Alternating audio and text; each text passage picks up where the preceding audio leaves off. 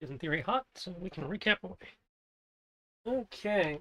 Last time there was some investigation being done by talking to, I believe it was Mother Brecca. There's Blanca, Blanca, thank you. Mother Street Fighter character. Yeah. Um, you found out that people of above average qualities were being taken. Sometimes a person known to the individual was around prior to them disappearing, indicating perhaps some sort of um, mind control or compulsion. For those that had combat ability, um, there were indications of some sort of scuffle um, in either their homes or their suites, wherever it is that they were.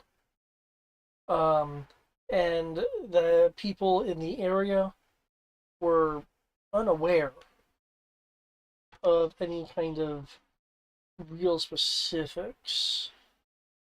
Um,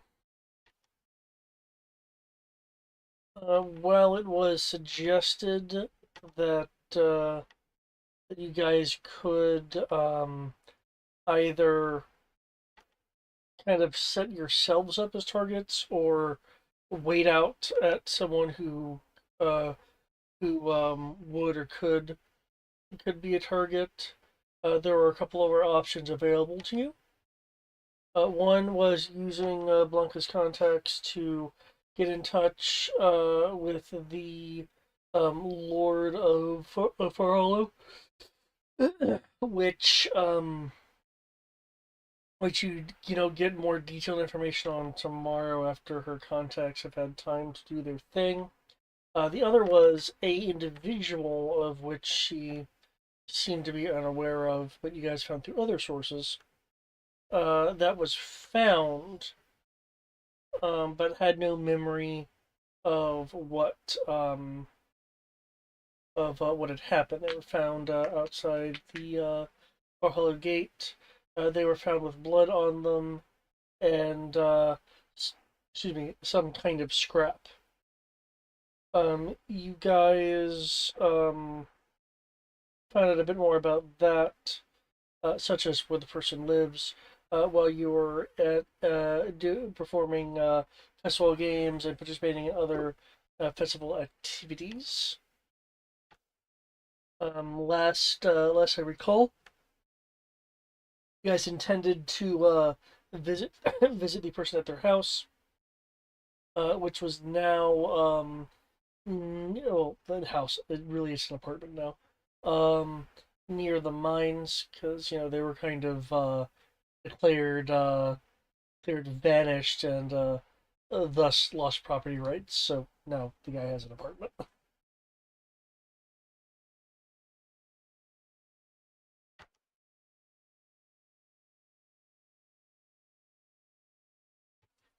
Any questions?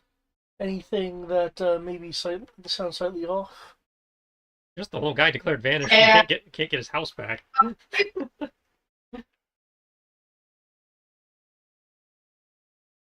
that kind of sucks.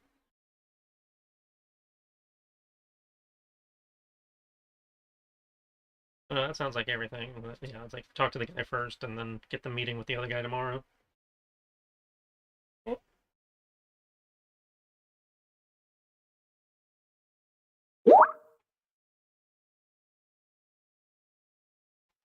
Okay.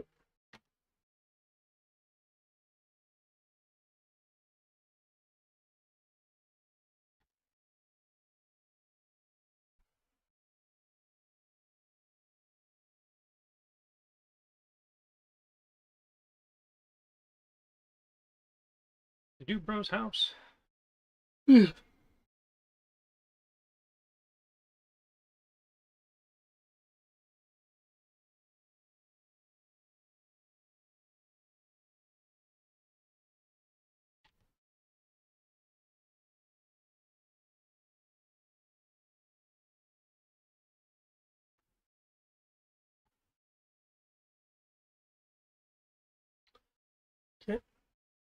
I'll put the guy's name in the chat. Because a name does exist for this person.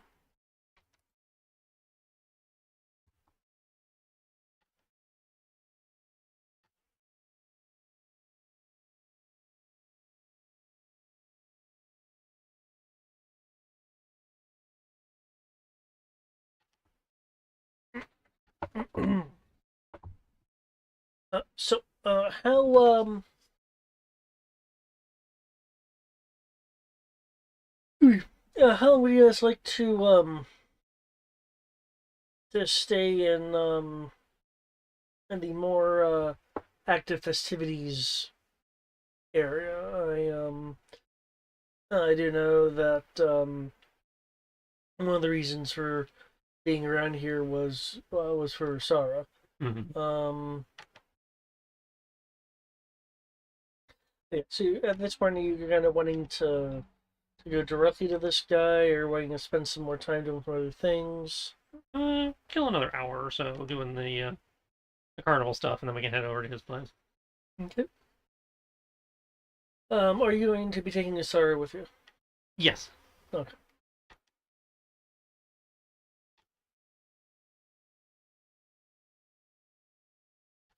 Oh, moving away from the central area, the festivities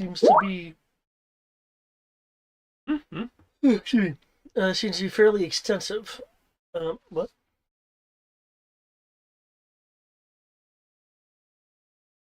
Yeah.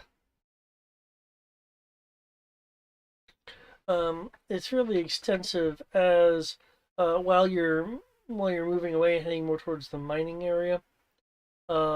There is um, there is still some amount of revelry going on, even if the um, games and decorations have sort of subsided.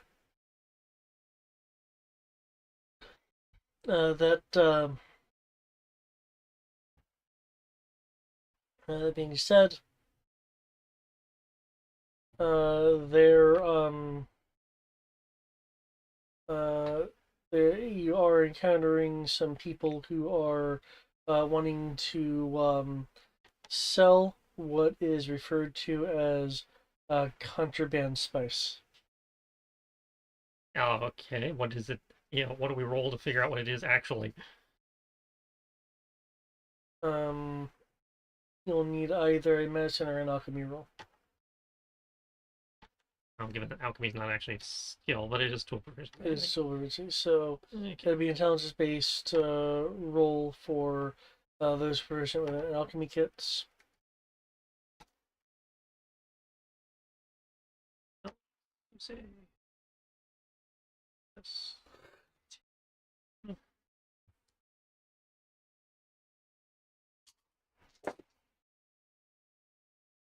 Pointless doubles. Woo!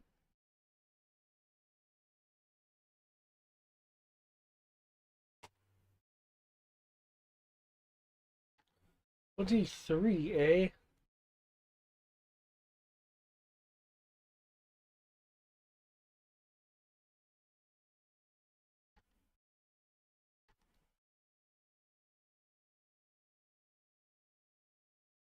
What the...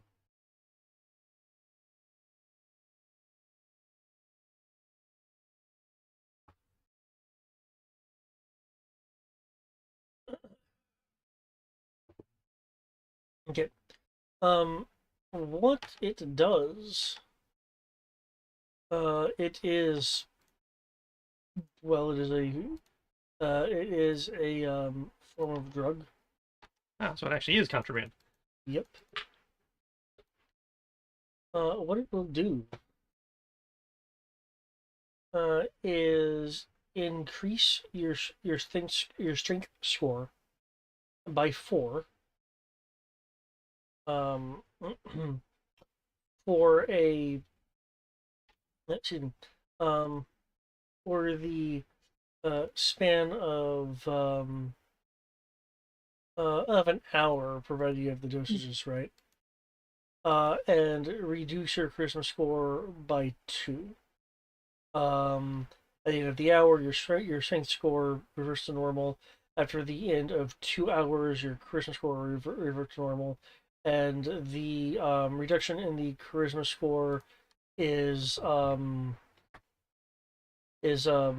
more representing a kind of intoxication. Okay, so it's a type of berserker drug, kind of.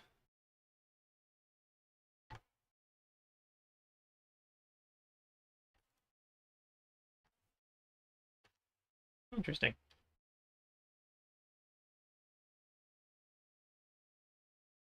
They're looking for 100 gold a dose.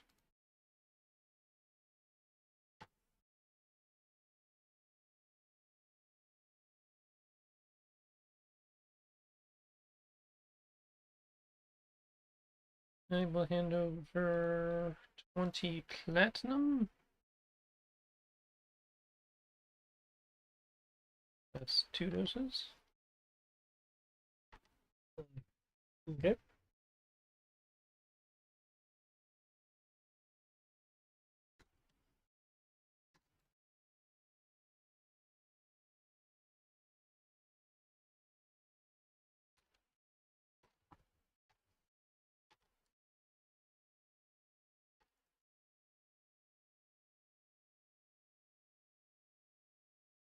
Worth studying later. Maybe can't do a potion version of it.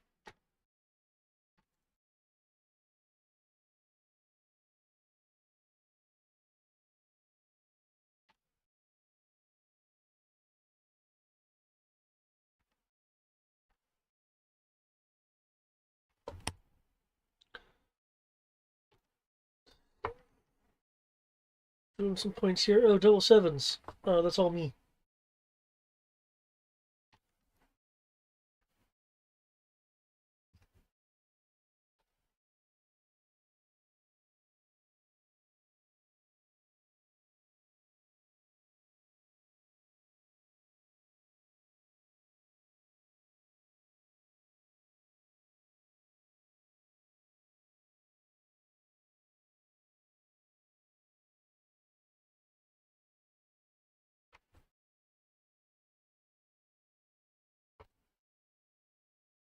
Oh.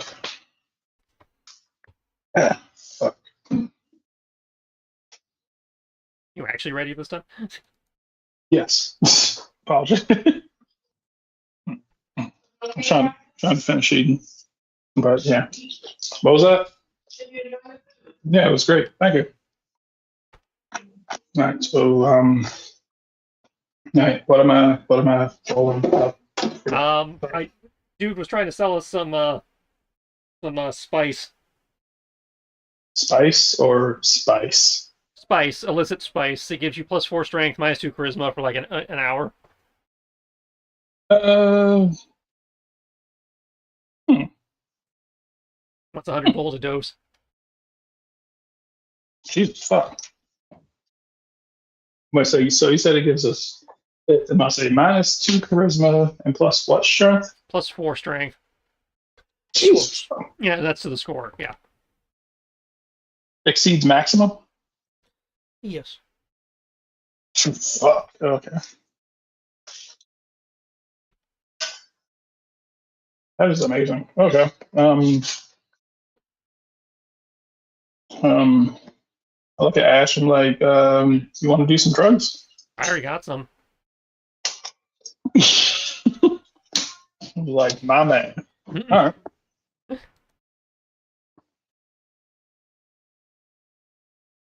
Well, with the captain and the first mate not here,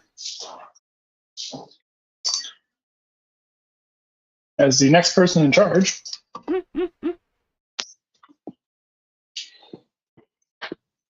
This is one of those categories where I put it under your own devices, provided it doesn't impede your ability to do your job. Gerb. hey, if anything, this is a job enhancer. If anything, I wanted to study it later, so that's why I picked up some.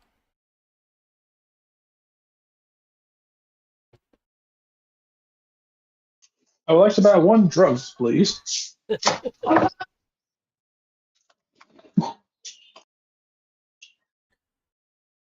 If you guys are moving on, unless you want to deal in some more spice.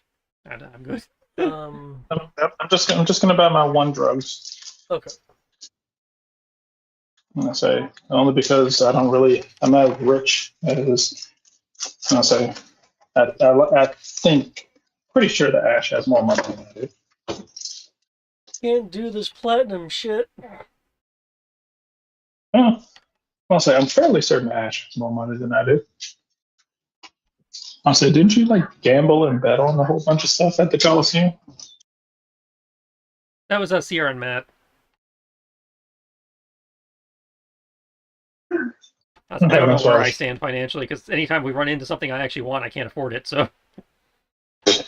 Well, I mean, thanks. It's not like I actually,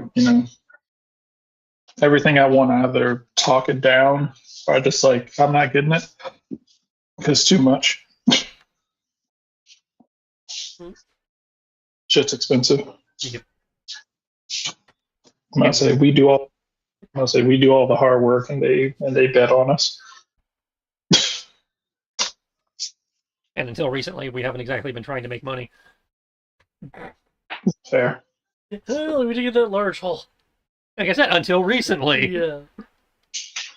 Well, making money hasn't been an issue. We've only been trying to make money for the ship. We haven't actually tried making money for ourselves. Next time I play it, maybe I should reprise my merchant characters. It'll be like, loot everything.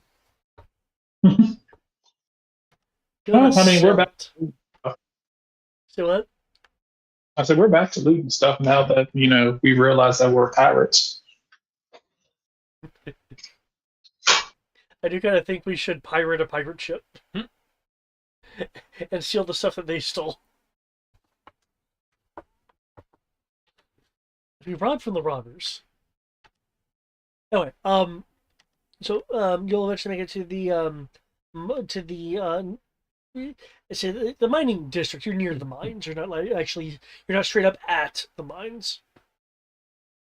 There is a vertical built housing.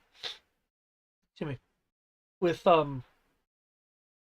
ladders, catwalks, some stairs, some more ladders, that lead to various areas. There is a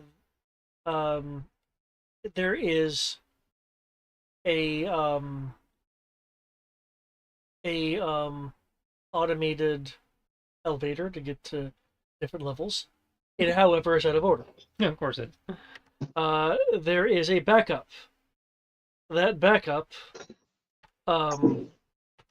requires you to manually pull the pulley system to lift yourself up levels, and there is a lever that locks in at each floor. But that will require an athletics roll to, use. Just for curiosity's sake, I'm gonna take a look at the busted elevator. What actually is wrong with it, and how complicated a fix would that be? Do you have Tinker's tools? You should. I'm an artificer. Okay, can I get an intelligence-based Tinker tools roll? I have everything tools. What can you do? Yes. What do you mean all of it?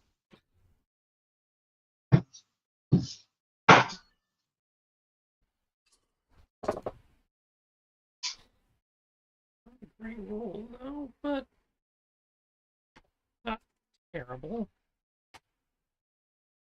19. Okay. The gearbox is severely damaged. There's a number of replacement pieces that are going to be going to be required to fix it. You're looking at 300 gold worth of replacement parts. It's 50 gold if you're wanting something subpar.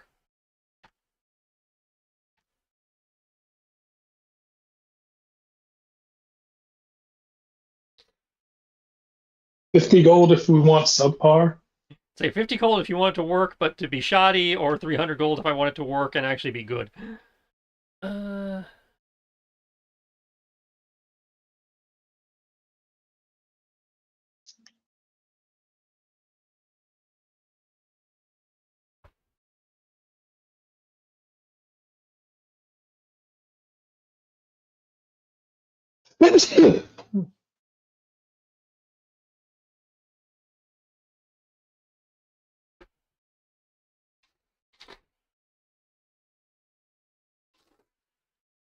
That would do it, but I don't have that prepared. Do I have a thing swapped for that? Yeah, I suppose you could also do Mm-hmm. mend. I don't think mend has a limit beyond it being non-magical. 5 foot by 5 foot by 5 foot.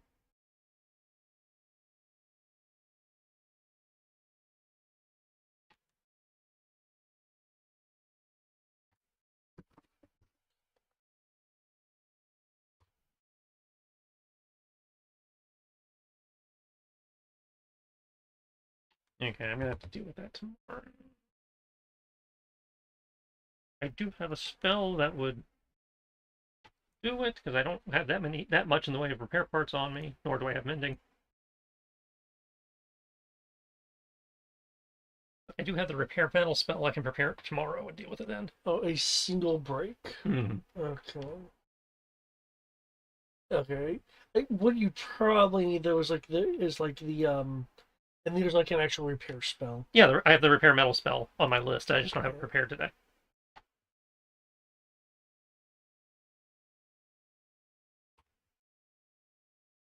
So, again, I can come back and deal with it tomorrow, but today I'm gonna have to do the crank. Yep. What you said, athletics. Yeah, there are ladders and stairs if you just want to use those. But yeah. Okay. How many people are going to be aboard? That's me, Basura, Ileana, presumably Kyoki, and then we have people in mark mode. Okay. I don't know what Farron's doing right now.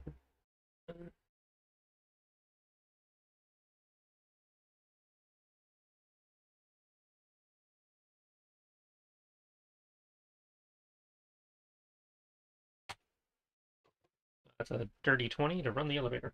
Okay, the difficulty was a 20 given there's 4 people. So it's clearly weighty because in addition to the people, you also have the platform itself that even with the pulley system you're pulling. But you are able to get up to the requisite floor, and you can use the lever to kind of lock the bar in the place so it doesn't just fall when you let it go. There's a bit of wind that comes by as a reminder of how high you guys are, which as point of reference would be the equivalent of 7 floors up. Okay.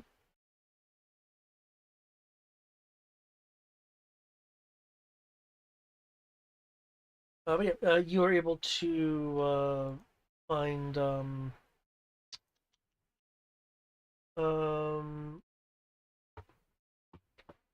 Morgan Ayer's apartment. Bit of a tiny dwarvish door. The door is made out of iron.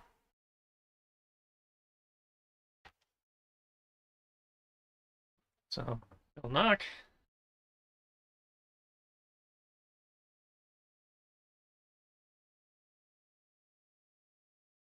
There'll be a few moments. You'll hear the sound of a mechanism being like delatched from the other side of the door. And then the door open.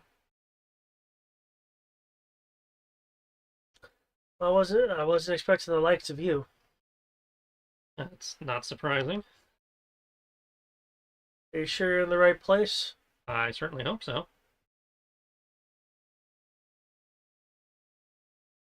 I don't know yet. I don't do foreign taxes. And I don't deal in shiny new pickaxes. I have plenty of my own. Oh, no. We just want a few moments of your time. We're investigating the recent disappearances in town, and your name came up as a possible lead since you had, vanished and then come back.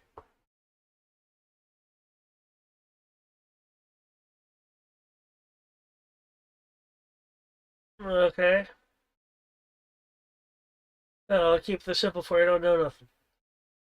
I understand that you have no memory of what transpired, but we thought, we were wondering if, again, we could just, if you'd indulge us for a few minutes, we might be able to shake loose something from your memory, and then you might be able to help us, and we'll be on our way. Nah.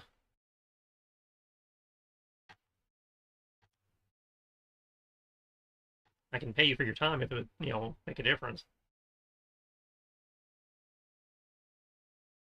Sure. 5,000 gold. What the fuck is the deal with these prices? 1,000 gold. Just talk to us for a few minutes.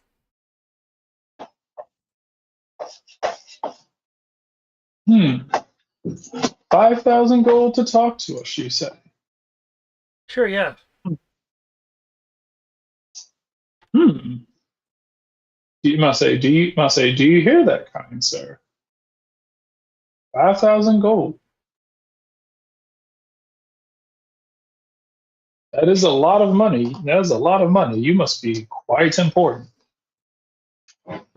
Looks to me that that you didn't get here on foot, and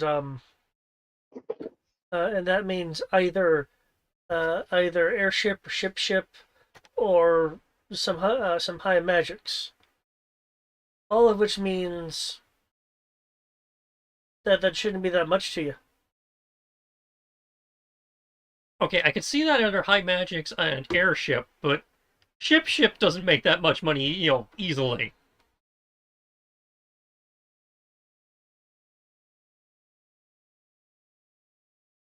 Hmm. That said, I'm sure you and our Master of Coin here can reach some kind of arrangement. Absolutely, we can. I'm amazing at reaching arrangements um, with these types. I don't like how you said that, and I was highballing this anyway. You think? Uh, I would like to make an arrangement with you. Time for time. Time, must say, time is quite valuable, and you can't really put a price on that.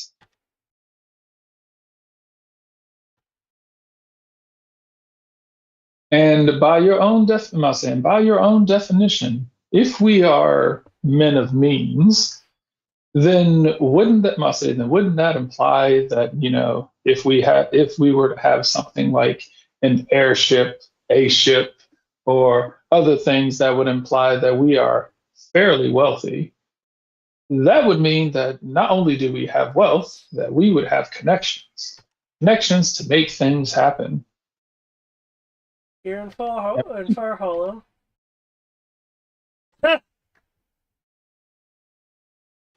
If you had those kind of connections, I think even I would have heard about you. Why don't you just come and sit down and, I don't know, pay me in the form of Would you like a chicken? how many? You know we need some of those chickens ourselves, right? We have a rooster. We can make as many chickens as we want. Oh yes, but that takes time. Bird's like, I found the chicken hack breeding. I'm not saying we can't make more chickens. I'm just saying that does take a while. I mean, yeah, this isn't America. We can't just breed chickens in 5 days and have fully grown chickens that can't walk. That's creepy as fuck. Listen, hold up. Let's see. How long does it take? Let's see. Um, I would ask if there's fertilization magic, but it sounds blue, so 5 I'll you tell you, wouldn't there's have definitely a that. blue book thing for that. Okay.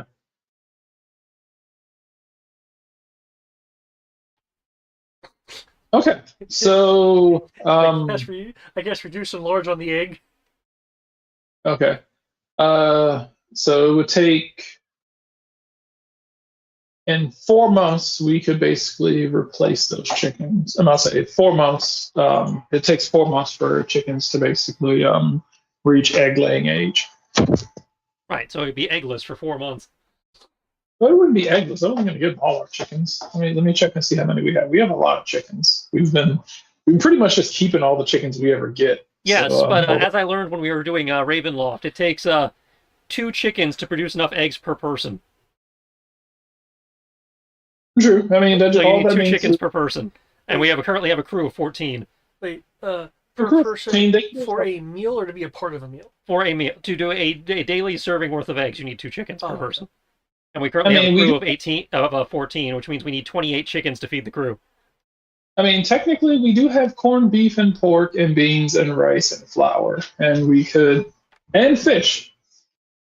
So I mean, we just gotta. Everybody just can't have eggs every day. I feel if I must say we have 16 chickens, we can probably get rid of 2.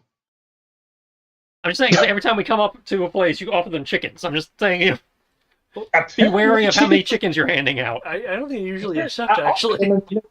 And yeah, none of them ever accept it. We've offered them chickens, but no one's taken a chicken. This is the first guy who actually legitimately seemed to think that 2 chickens are worth 5,000 gold. Well, he admitted he was just highballing you.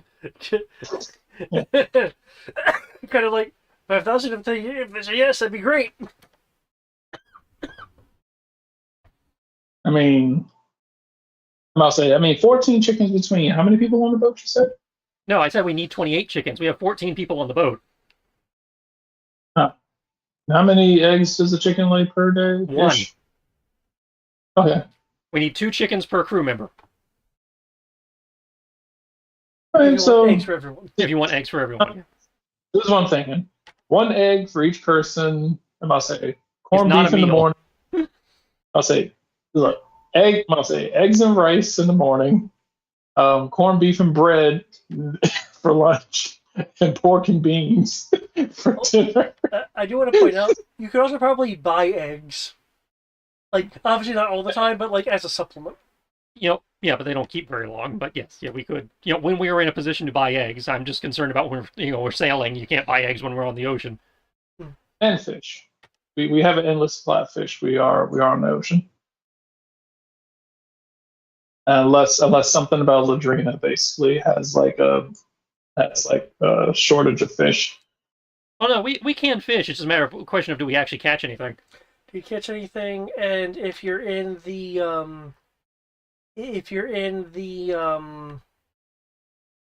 Sahagin or Mur regions, might want to be careful.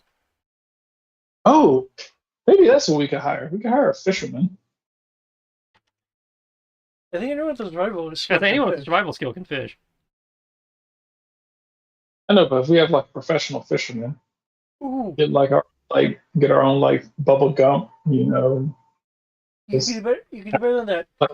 You could buy yourself rigging for and a fisherman's net. Kind of drag along as you sail and just catch fish. Yeah, I'm gonna say fuck giving this guy $5,000. We could just take that $5,000 and get a shrimping boat. I'd say with $5,000 we could buy a new boat, but yeah, even he said he didn't need the $5,000. He was just highballing us. Yeah. 2.5 chickens. How's about you tell us what we want? I'm gonna say talk to us, and we will, I'll say, and on our honor, we will give you something of comparable value. Your honor doesn't really mean much to me. I don't know you. And we don't know you either. Everyone's taking a gamble on each other. Isn't that the fun part of this? Hmm.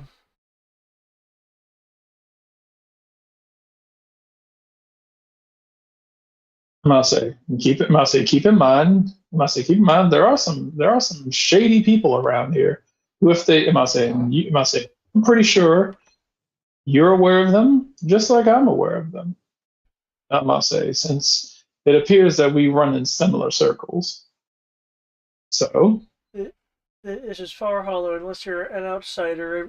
Everyone has a bit of shade to him here. oh yes, in which case, you know what certain people might be willing to do in order to get what it is that they want.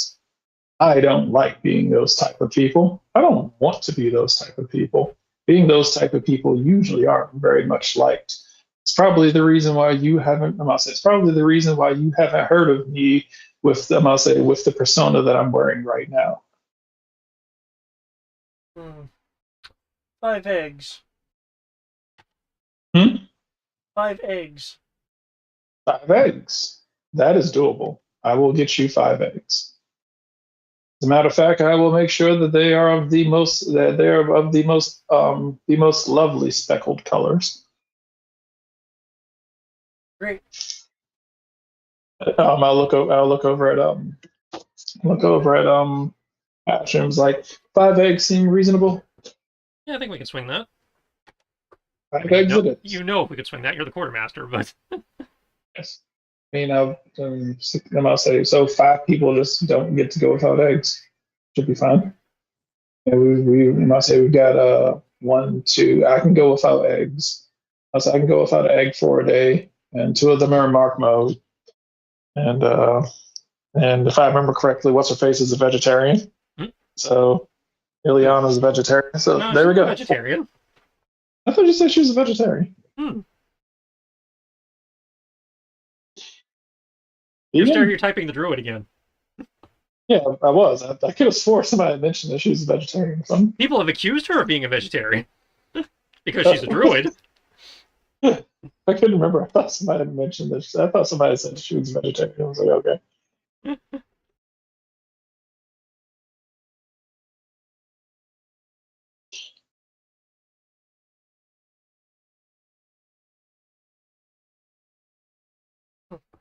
Yeah. For 5 eggs, you can come on in. All right. Going into this apartment, there is a closet that is immediately to the left. Does not have a door. It has I'm been glad. reworked into a workbench. Um, Looks like it has um,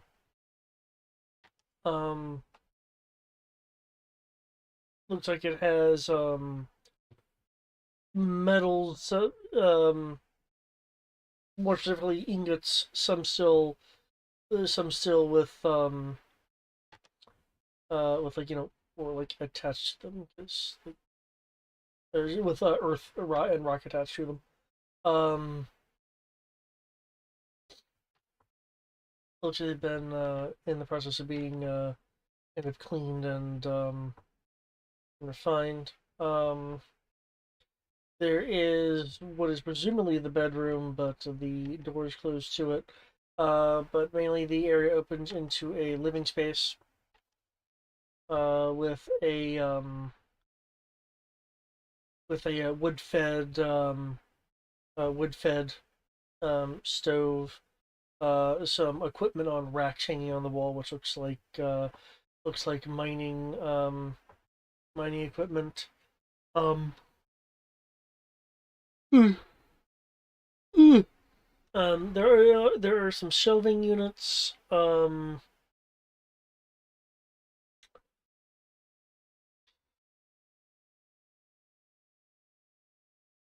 that have a number of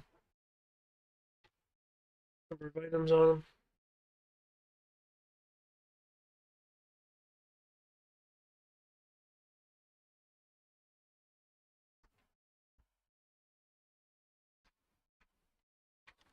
Ugh.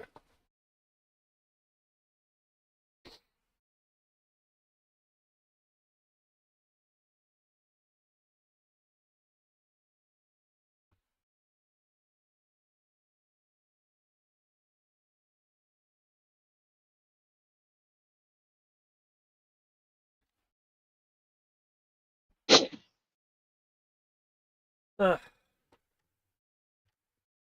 so, feel free to have a seat. Everything in here with chairs and tables are dwarf size.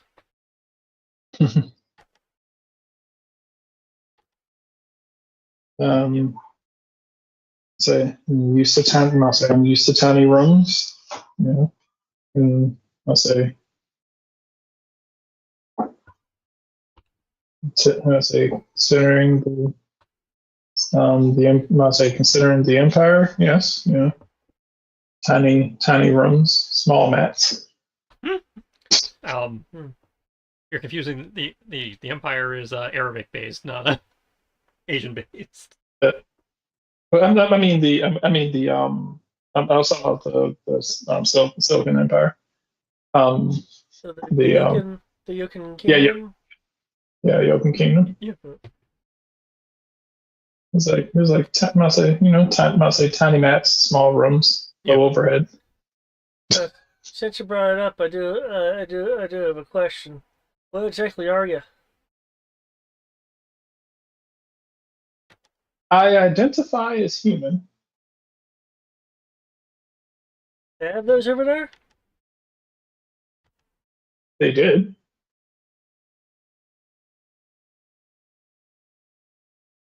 far as I'm aware, they still do.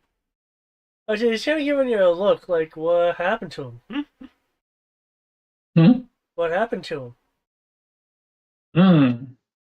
Well, let's see. Well, I married one of them. Um, there were a few that had a few unfortunate accidents as a side effect of that.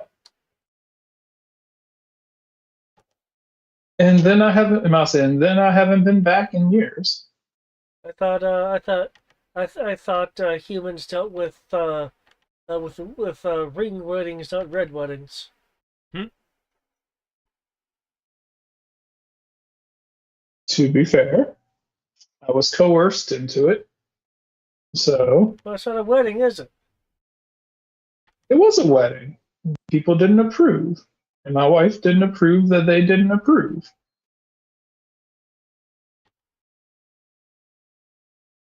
Eh. Oh, what questions do you have for me? Well, if Yeah.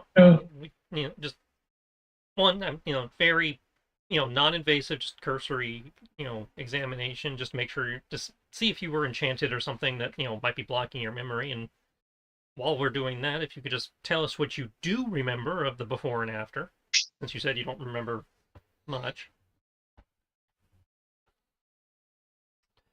Ugh. No, I was Ladies, if you'd be kind enough to help me while he's filling us in. tracking some Ray and Buffalo near the in one of the flatter areas um, of the range where that where the river branches into that more kind of lake looking area. Um, heard heard some odd something spit a mechanical spinning up behind me. I turned around to take a look, considering I was supposed to be the only one, out there unless someone else was, a game in my game, but it's my game. um, but before I could even even draw my axe, considering how close it sounded, that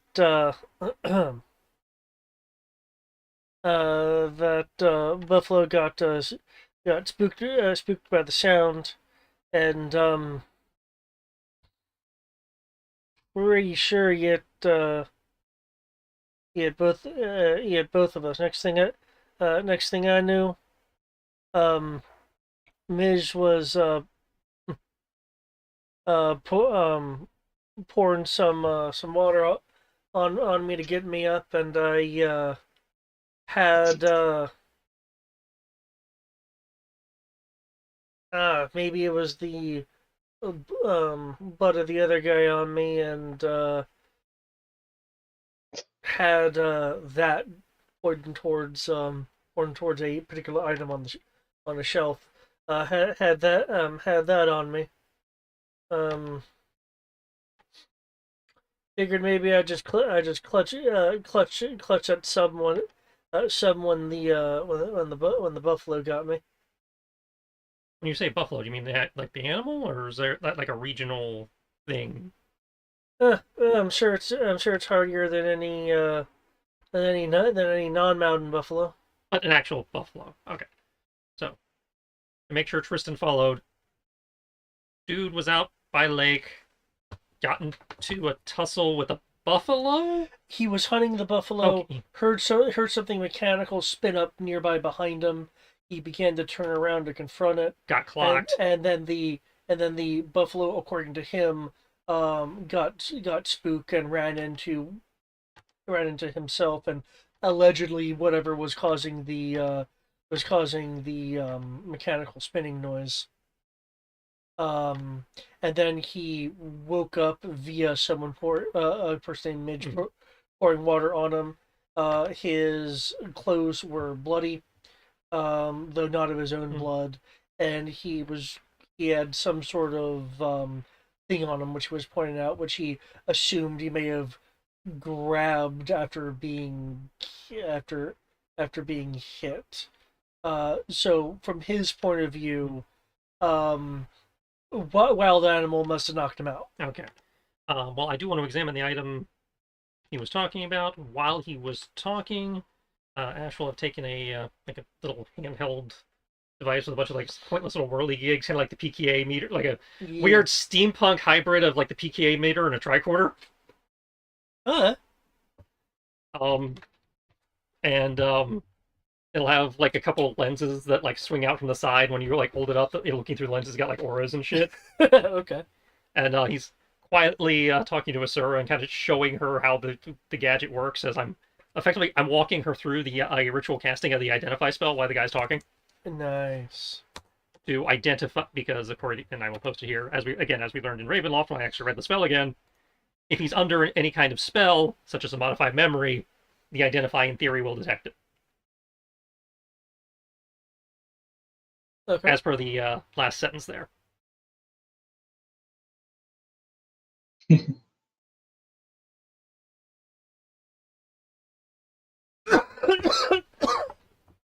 So I'm teaching I'm teaching the kid with the weird, with the weird identify. And okay. While I'm doing that, in theory, Ileana is doing the more traditional doctory method. Like, okay, that could be a sign of an enchantment, kind of. Okay.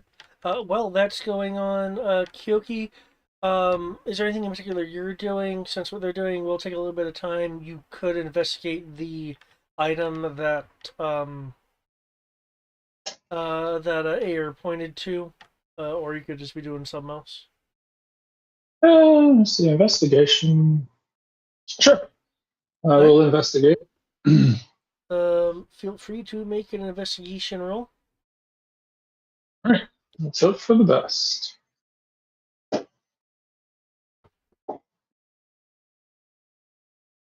Because the way he told the story, it could be he just doesn't remember because he got clocked on the head or it's the concussion, or, again, since we know magic is a play, this could be a modify memory. That is a good roll. Okay. That really is. Okay, 24. With So, set points. what do I get? What do I get with 6 step points? What do I get with 6 step points? What do I get with 6 step points? Hmm.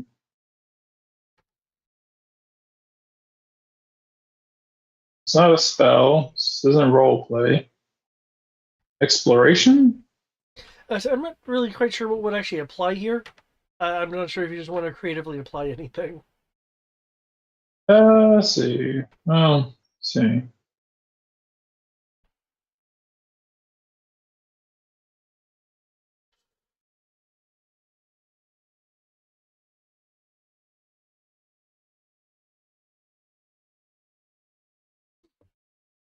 Let's see. So, I guess that makes me wonder. Immediately make another skill roll at no additional cost and time or resource to discover more information about the surroundings or object of your test. Must use a different skill from the first test, however, and doubles on this bonus test. Now you're transpire simultaneously. Okay. Let's see. So investigation, and I would like to see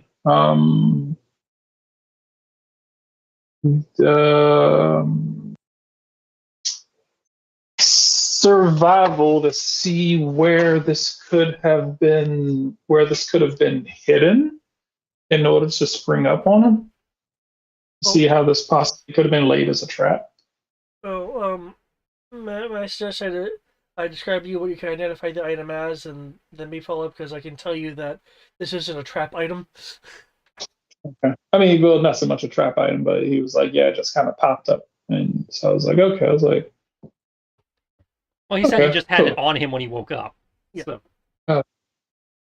Yeah. So feel free to keep keep the that makes me wonder, because then you could easily enough get a free follow up after I describe what it is, because you roll a 24, so I can let you know. Well, at a glance, it looks like a perhaps like a mangled, like, elbow or knee guard. When you actually look at it, it is a it is a cracked respiration unit of a unfamiliar design, though its basis clearly is that of some form of like artificer level of like filtration mask, like something that perhaps the not in design but in terms of use, probably something that people in the Republic would use for dealing in caustic or hostile environments, in terms of like that being the base design, but what you're looking at here is clearly modified even from that. It's more metallic, looks heavier. Though if I doubt that it looks, more robust, it is clearly cracked. So something was able to crack this. So we have a mechanical whirring and what looks like possibly dive equipment, or at least air equipment, some kind of air tank equipment by the lake, which would lead further credence to the diving. Something makes me wonder about pocket. Yeah. With that, makes me wonder: do you have any other skills you like to use, which may unveil some more information about this? Um,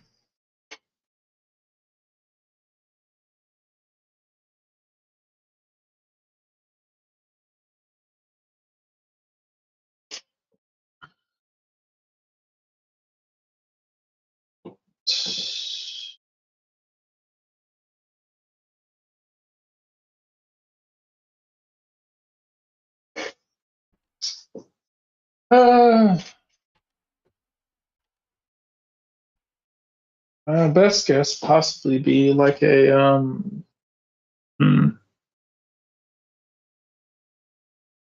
trying to think of a way to use it, but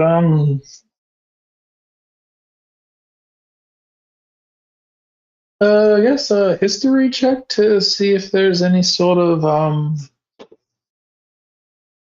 let's see if there's any sort of previous cases similar to items being left on kidnapped or assaulted victims, and why that might be the case. In general, or as far as these disappearances are concerned? Just in general, why would someone be left with like items on them? And it's like because I kind of feel like, hey, if he was just kind of found with no memory, then and he has this, crucial item that's more than likely associated with the people who either kidnapped or attempted to kidnap him, then I'm like, why would that be there? What's the reason behind it? He Why would you just leave them with something like that?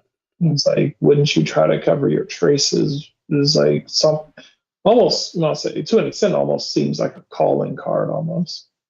maybe though it is damaged. Yeah. My thing is like, why would it be in your pocket? Um, I think that's the confusion I have, unless, it makes sense to Tristan for him to just have it in his pocket. Well, he didn't say he had it in his pocket. He said he had it, like, He was clutching he was clutching it, which makes it sound like he tore it off whoever he was struggling with. Uh, okay. Um,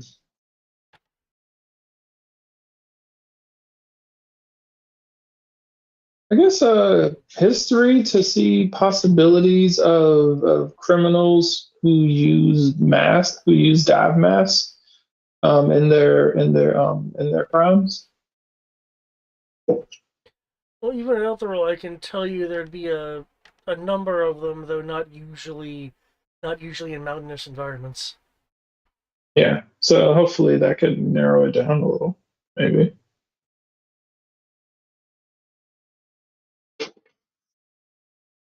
I'm gonna go ahead and try. Right? Probably not too much. Feel free.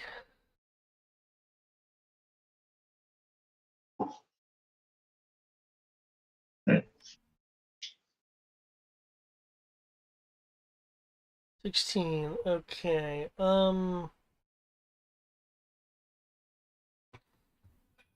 Usually people use masks as part of their dive masks as part of their crimes, or usually near coasts. Um, in terms of around here,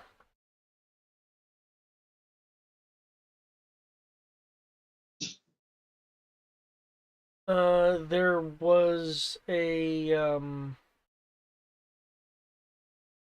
an illegal fish group that used the that was used in the lake. And when I mean by illegal fish group, I mean like there's some fish in the lake which is considered endangered, and people with dive masks were going and collecting them anyway. Um, Although it is criminal, it isn't necessarily kidnapping. That's poaching. That's a Um,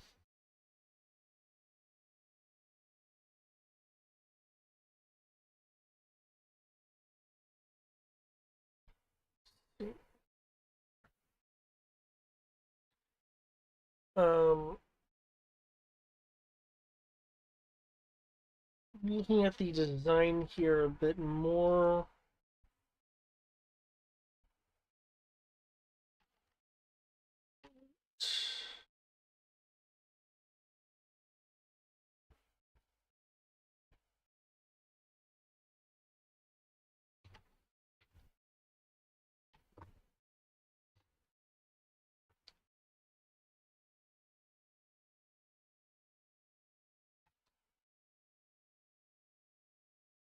Why do I have the feeling that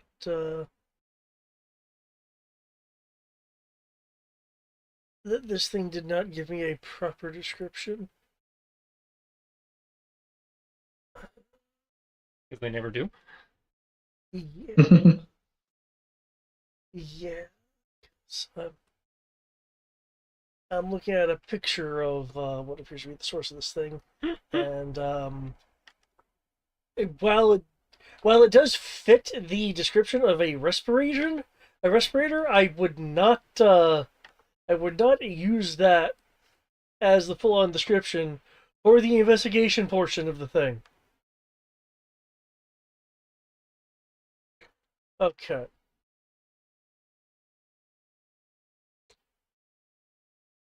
I'm going to give you a little bit of a better description since I'm looking at a picture of it right now. Okay. You're dealing um, with a metallic piece that looks like it has bolts in it to be a part of a either lockdown or to be a part of a hinge system. The respirator part comes from the fact that which I'll need to retcon myself a little bit because after looking at this, it's really based off of a gas mask. That's it's your respirator. I think gas filtration system. Gotcha. There is a ringed hole in the front of the hinge piece, um, roughly where a mouth would be. This hole looks like it has the groovings and such for something like a breathing hose or some such to be attached to it. Hmm. I think I got it. Goddamn bullywugs. It's always the bullywugs. Well, this is cracked. It is clearly a piece meant to be affixed um to something else. Probably like maybe the rest of like a helmeted piece.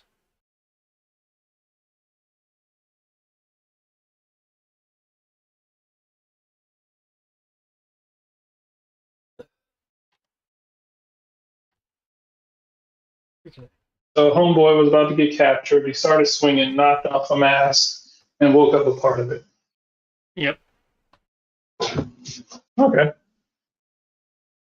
All we gotta do is just walk around town with this piece, find someone who's missing part of a helmet, face mask. Oh, you do know that it's not of dwarven design. Yeah. It's not a dwarven design, and they were hiding out near the lake, which means they're probably not hanging out in town. All right. So it just means we gotta see. Hmm. Well, also So, remember the scent tracking for the person you were sent to find did lead back to Far Hollow. Right. So we know there was something happened at the lake, but that whoever these guys are, they are, at least some of them are here in town. But outside. but I doubt they're walking around, town in diving gear. That's what they want us to believe. Hmm. It sounds so stupid that it's practically flawless. It's festival day. No one will suspect.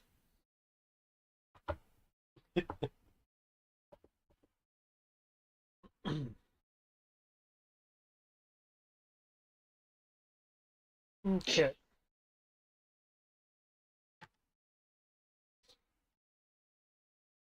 Your identify spell. Mm-hmm.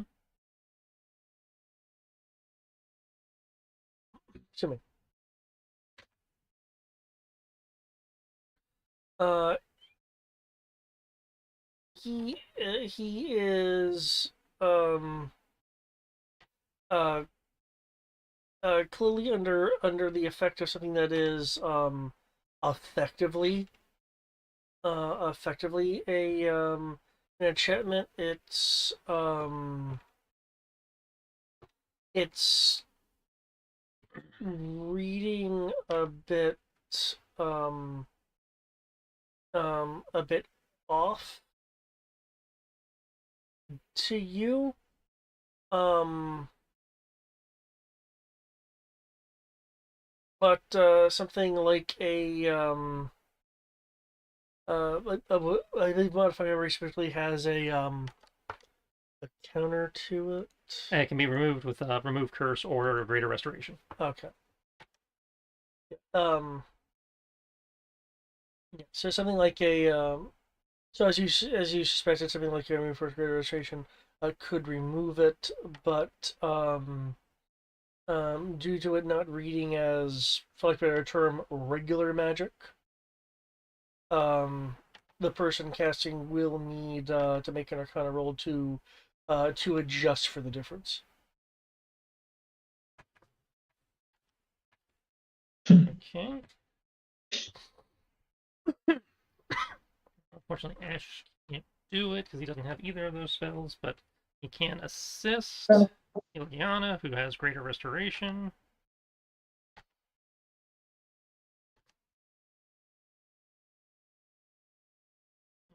So.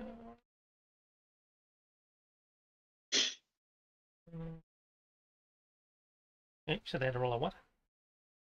Arcana. Arcana.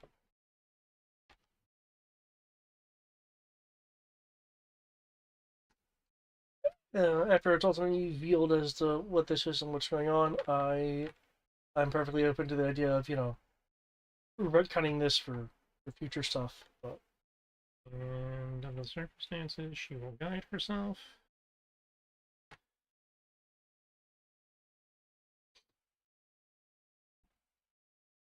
Okay, give it a shot. One of those is very good.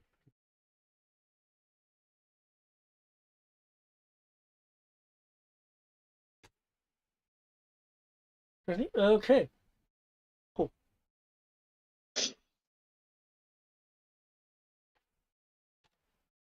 And there we go. After it's cast, he will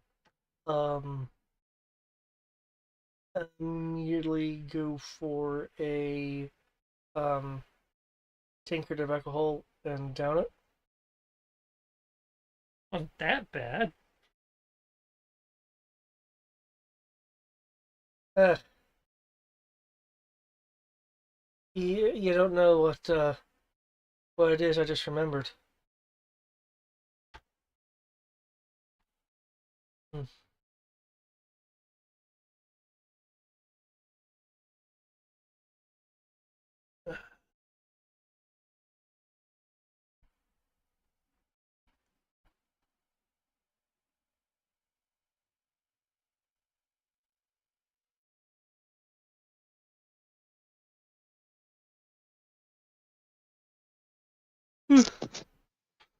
What he describes is what he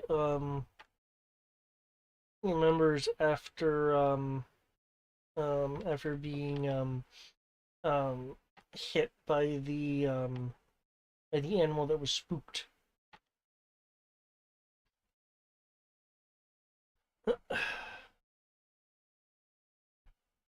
um, well, his consciousness faded in and out. He does remember that he was clearly being moved from the site by a being that appeared to have a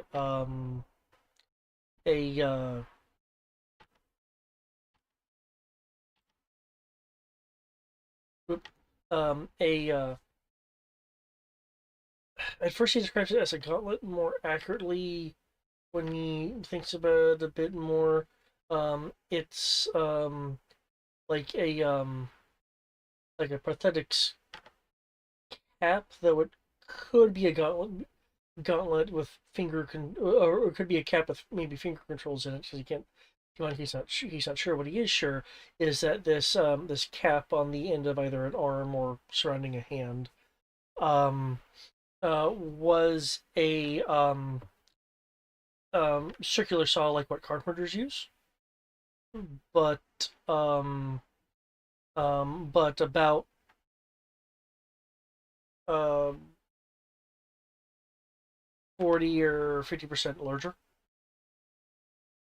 Um, Remember being carried by a gauntleted hand. This individual was large and bulky, so not dwarvish. Um, uh, he recalls being taken into a excuse me taken into a cave that quickly became more worked, something closer to either a mine, either excuse me, a area that you say have set up for bracing for mining. Um, there's a period he doesn't remember because he blacked out. He recalls coming to um in a um in a prison area. He certainly recalls it being prison cell like sounds of other people. He heard some common. He heard some native Ogrun. Um, due to his dwarven eyes, um, he was able to tell that the not the cell but the greater room that the cells were in um, was something that dwarves don't implement in their design unless they have like specific cause to. Which is why he points this out as odd. The room in general that housed the cells was hexagonal in shape. Versus your standard, just box shape. Um,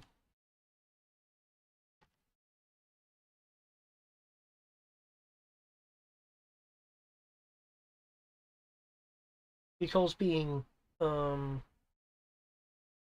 recalls being taken by a large burly individual. Um, uh,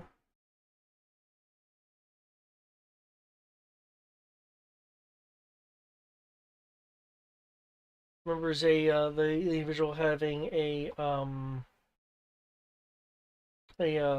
probably with a chain on it, like maybe it was like an armor fixed flail.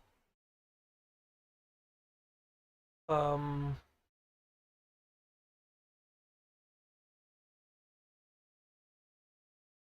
he recalls being brought into a room where he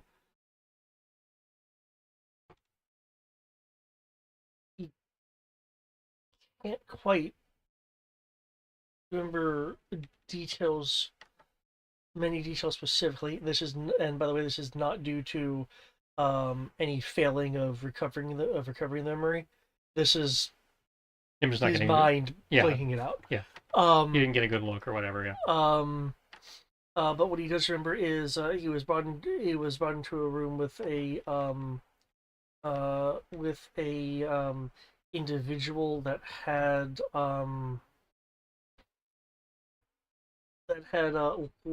had a number of um thin of like thin blades anyone with proficiency in medicine will recognize the description of these thin blades as being forms of scalpel.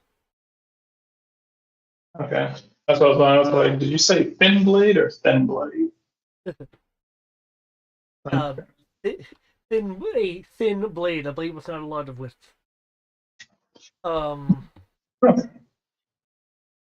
as a reminder for you guys, remember the overly large warg Mhm. looked like it did have some things surgically implanted into it. Yeah. Um, and it was long enough ago that you may not remember, Yeah. which is why I brought it up. Um, um, he remembers upon seeing that, not even wanting to give these people a chance to even explain why um, why this kind of individual is here, or rather is in the room that he's being brought to. So he fought out of his grip, um, uh, fled, though he admits as getting lost in his uh, attempt to flee, as well, he recognized he was in a place that was underground. Um, this particular area was not of not of dwarven dwarven architecture. So he couldn't be sure, that going left in a particular place would take him to certain areas. He feels like he may have gone like ascended or descended levels a couple times. Um, and encountered um helmeted a helmeted creature, which he remembers as being the same kind of large being that would drag him around places. Um, but remembers seeing the respirator unit that he was able to recover. Um, um, attached to basically like a greater um, helmet design. Um, he remembers fighting him off. Uh, um, te- um, Tearing away the bolted hinge part of the helmet, which is where the respirator came from. Um, and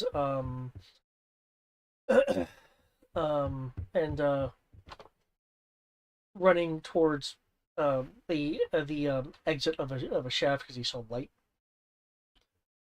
But uh, um, only to encounter a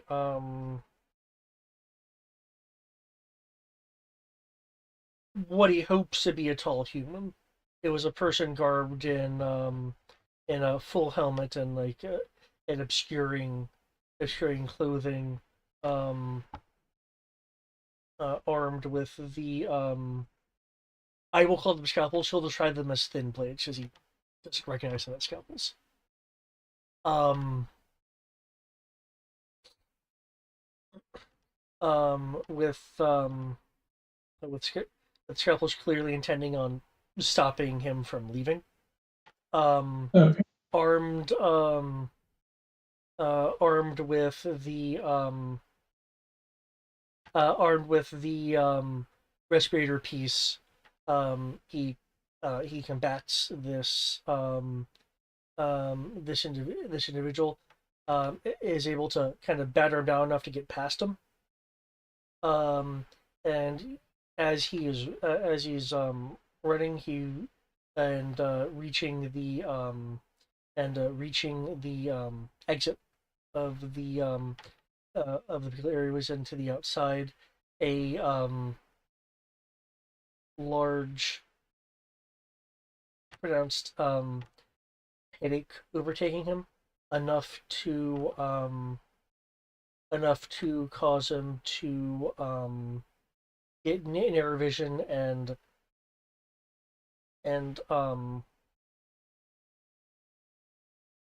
start stumbling and eventually black out.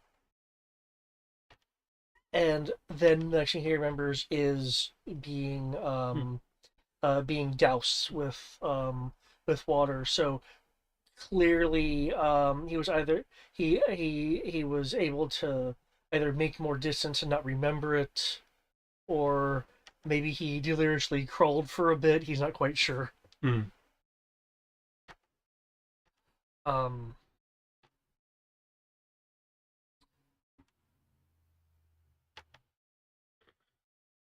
uh, but yeah, definitely an underground area. Which is theoretically accessible from the lake based on the diving equipment. Based on what we learned from the sniff test and everything, said underground area, depending on how close the lake is, might have connections here in the city. Okay.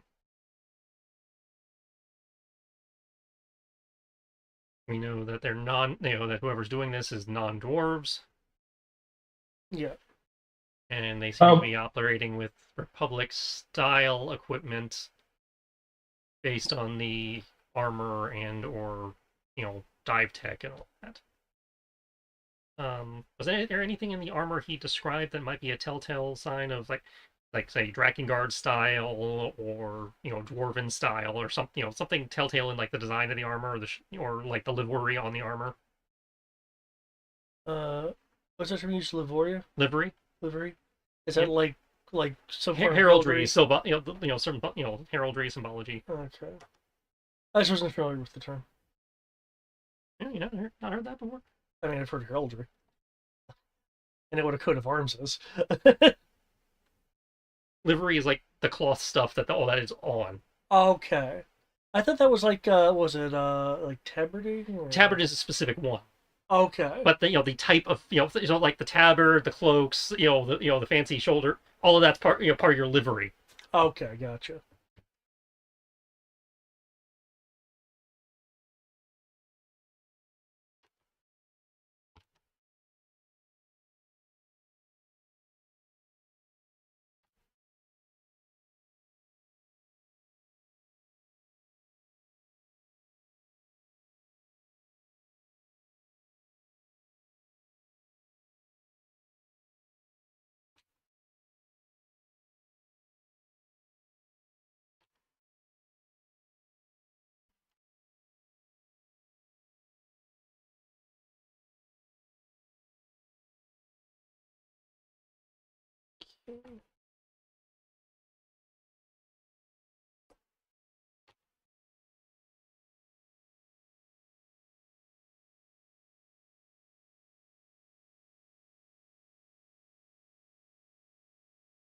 Okay, and you were asking for ways to like identify. Like in the like descriptions of it's like symbols on the armor or like a distinctive style of armor that might indicate its origin.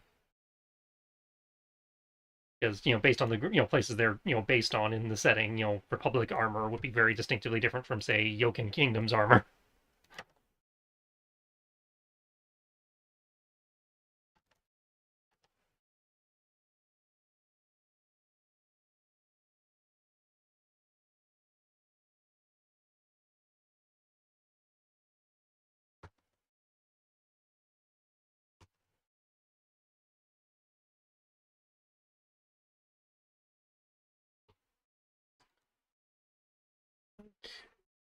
Which shed are we using here? The Vault 20 and Valkyra Gaiden in Skype. Okay. I'm just gonna post. Admittedly, it's somewhat of a broken image, but just to give you a more visual cue of the kinds of things being described here. It's not being you don't you don't recognize the descriptions as being any kind of there's a way I chopped it. Yeah. Being any kind of crown, the Crown Republic design. I'd say the steampunk leather would lend it to Republic style to a certain extent, but The leathers, yes. yeah, but not anything not like a specific organization or anything. Just they're the way they do their fashion. Yeah.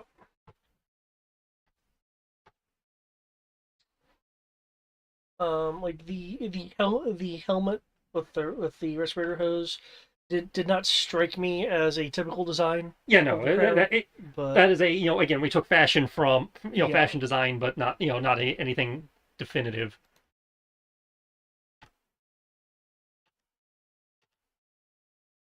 yeah. So it's like they may have had it commissioned there, but it doesn't actually mean anything. Yeah, so the dwarf isn't able to identify as being strictly a part of any like official organization that he's aware of. That saw hand is what I'm presuming is a saw hand based on the way you cut it is interesting though. Uh, yeah, he that or he heard like a buzz, like Hmm. a Yeah. spinning up noise. Yeah. Yeah. Mm.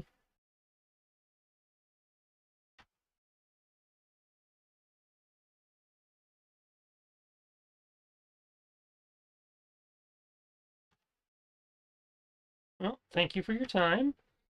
You have been most illuminating. Mm. I certainly hope whatever underground area I was in, it's not connected to any of the shafts. Um, Though does he? if they had me disappear and no other people have been disappearing, you'd think the wall guard would be able to see anyone coming in from the outside.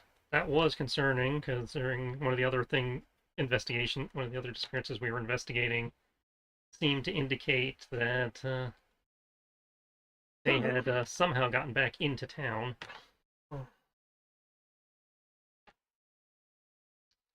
Um, he'll look over to Kyoki. Yeah, I think I could use those 5 eggs.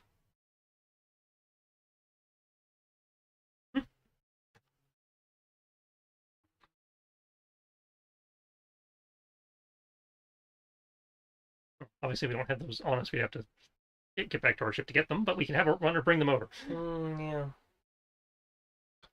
Um, is there anything else I can help you with? Um, Based on what he told us, does that count as enough for like the purposes of getting to the lake in question? Would that count as directions, or we need to actually ask him for? Um, I mean, you could ask him buying a simple map of the area, or a survival roll. Okay, okay. You can just give us.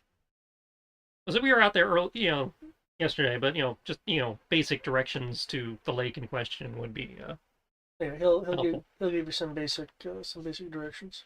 Uh, any hazards out that way we should be aware of? Animals and apparently strange helmeted people.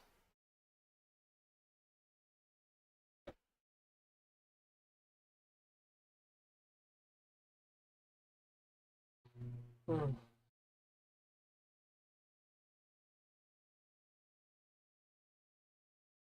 There's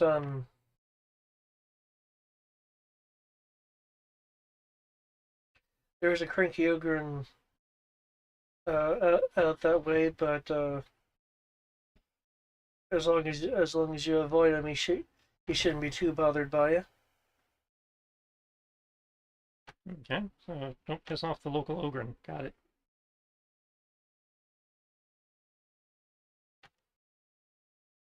Wouldn't be too hard of a ask. Okay.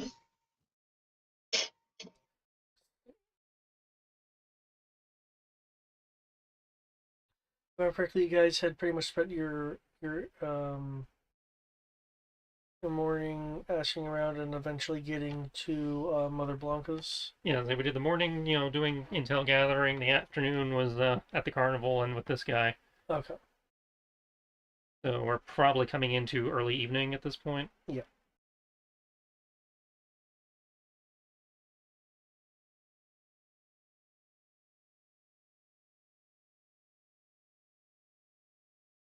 Are you guys want to go to the lake then?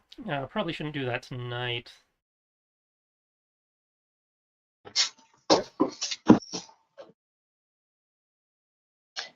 So it makes me wonder. It's like, should one of us just like dress a certain way? It's like, yes, my name is Monsieur Moneybags. See if he get arrested. And see if whatever try to get them gets us. Well, we had that plan last session, and I was, pointing out that would be probably a terrible idea, since these guys seem to be very well equipped magically, which means whoever does that will probably get teleported out, and they'll be out there on their own. Hey, you guys. Especially now that we know they can modify memories, which means we'd never even know you were missing. So there has been enough evidence shown here that it's likely more like perception filtering and stuff like that, rather than straight up teleportation. Still. That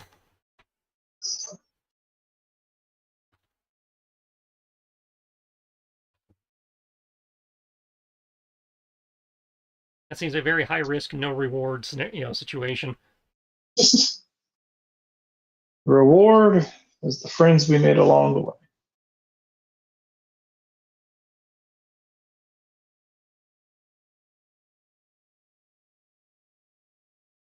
Yeah, you're right. I can't. I say you're right. This does seem kind of like a. I wouldn't say net negative, but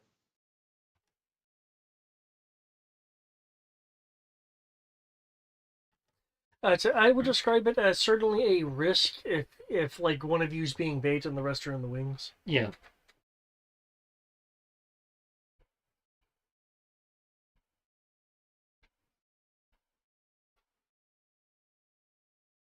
I'm not saying it's a bad plan. I'm saying it's a risky plan.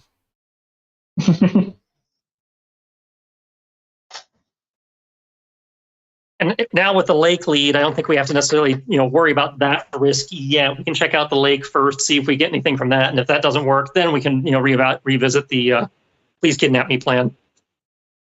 Okay. Well, if you're not going to go to the lake tonight, Veta is wondering where she can meet up with you guys tomorrow. Well, we in theory have a meeting with the village headman tomorrow morning, right? Thanks to Madame Blanca. Yeah, Blanco more specifically would be giving you the time tomorrow when he's available tomorrow. But yes, there's a meeting. There's a meeting either in the morning or afternoon tomorrow. Maybe meet at Blanca's for breakfast, and she, that way we can get something to eat, and she can give us what time we're supposed to meet. What's his nuts? Okay. Okay, that works. That works. She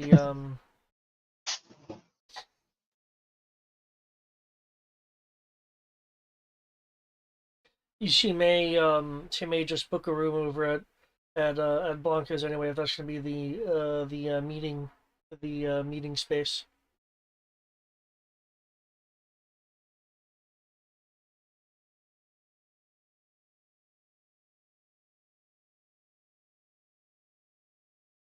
She could do that, or if Kyoki's cool with it as the only other player in play, we could let her crash on the ship for free since she's been helping us out. I don't mind. Alright. Well, she has a favor she needs to do for Blanca anyway. Okay, just the offer was there if she wanted to take advantage of and save some coin. Yep. So what does she need? Apparently there's a favor for Mother Blanca she needs to do. Okay, that's what I was saying. I was like, well, do we? Guessing she hasn't described. She hasn't said what that is.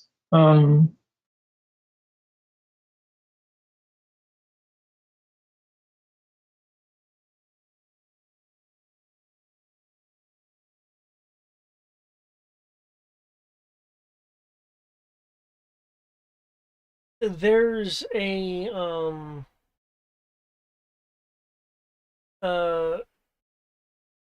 Vena describes it as there's a dog and pony show she as in Veta used to do, and Blanca wants to see it.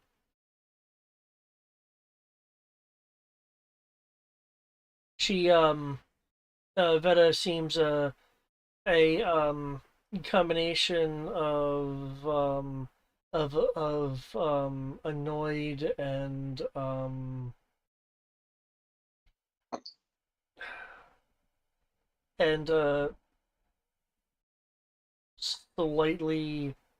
slightly embarrassed about it. Clearly something she used to do and doesn't do anymore, and is now being asked to do whatever the dog and pony show was again. So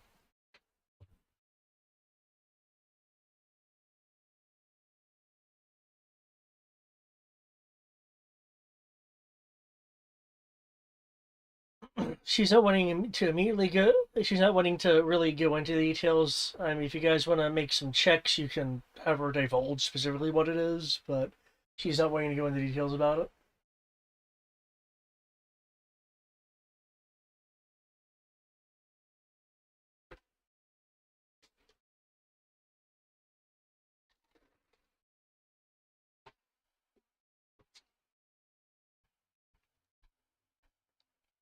I've got no reason to pry. All right. Then we can go grab a bite for dinner, spend another couple hours, enjoying the local festivities, and then head back to the boat for the night. Okay. Make sure Kyoki uses his box trick to send the guy the 5 eggs we promised him. Okay. Also, before we leave, Ash is going to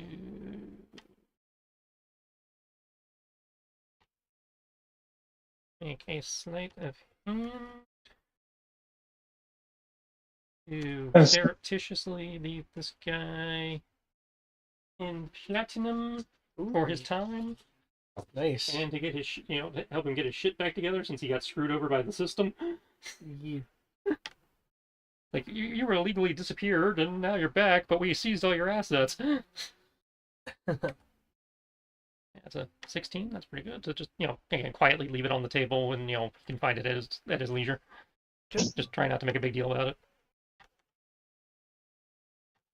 Not a problem. He will notice it later. As you're being surreptitious about it. Okay. In terms of the festivities in the evening time period, quantity of drunk people intensifies. The dwarven party, yeah, that's, kind of a given. Yeah.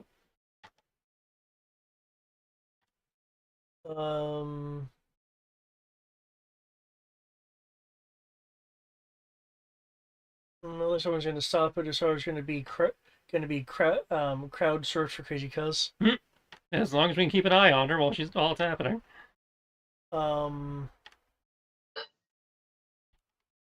Yeah, unless there's anything specific you guys want to do during the festivities part, then I guess all that's left then is there anything else you guys want to do, like on the ship, or any last minute things you'd like to do before the night rolls around? Not that I can think of. You got anything, Brian?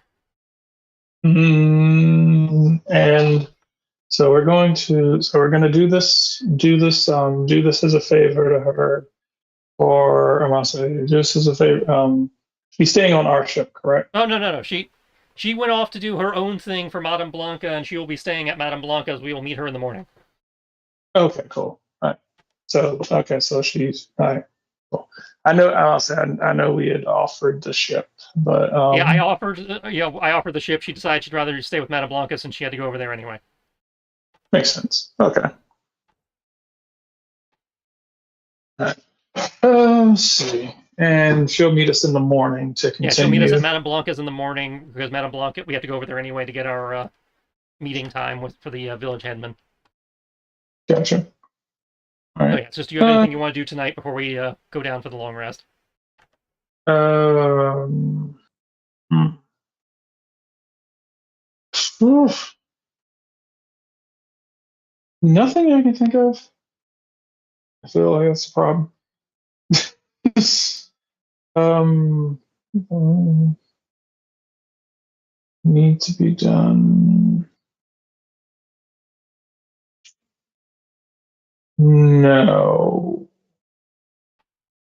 No, no, I do not think so.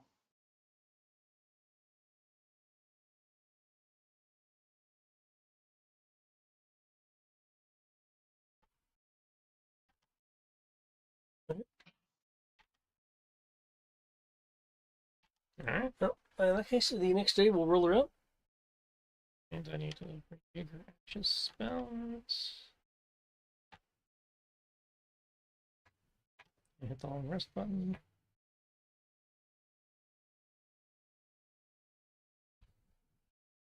I probably don't need my acid thrower today.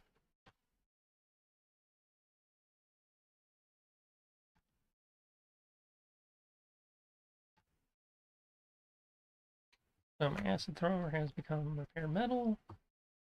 Before we go to Madame Blanca's, I'm gonna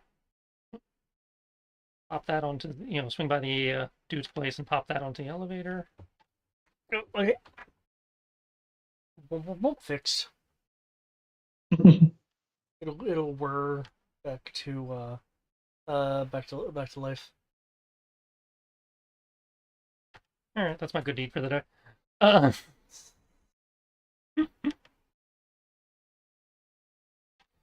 Karma will pay that forward.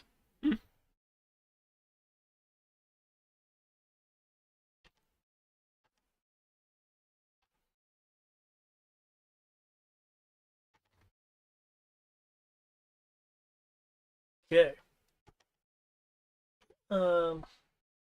Going to Mother Blanca's. Since you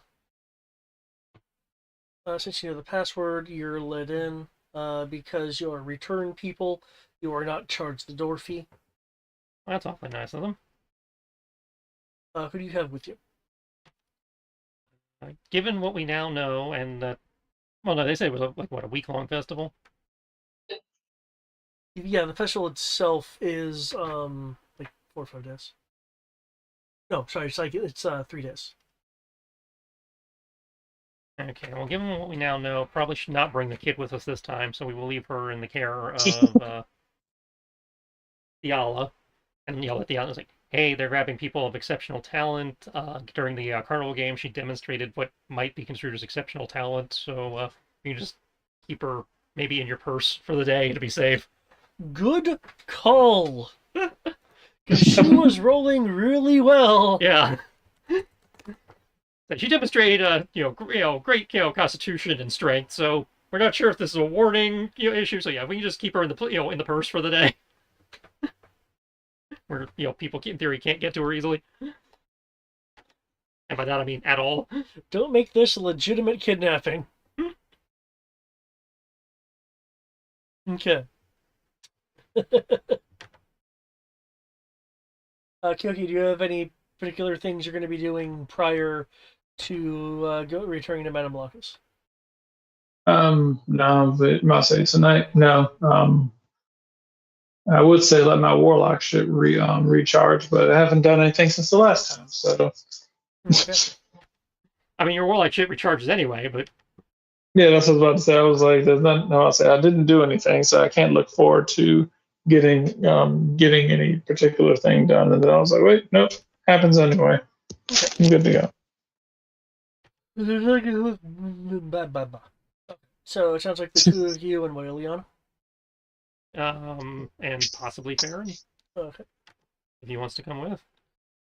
And we're ditching a little bit, right? It's being kept in the purse palace. It's basically the magnificent mansion spell, but much smaller and is an object. So yeah. Yeah, she's essentially being kept on board ship, so there's not a risk of her being snaggerjacked.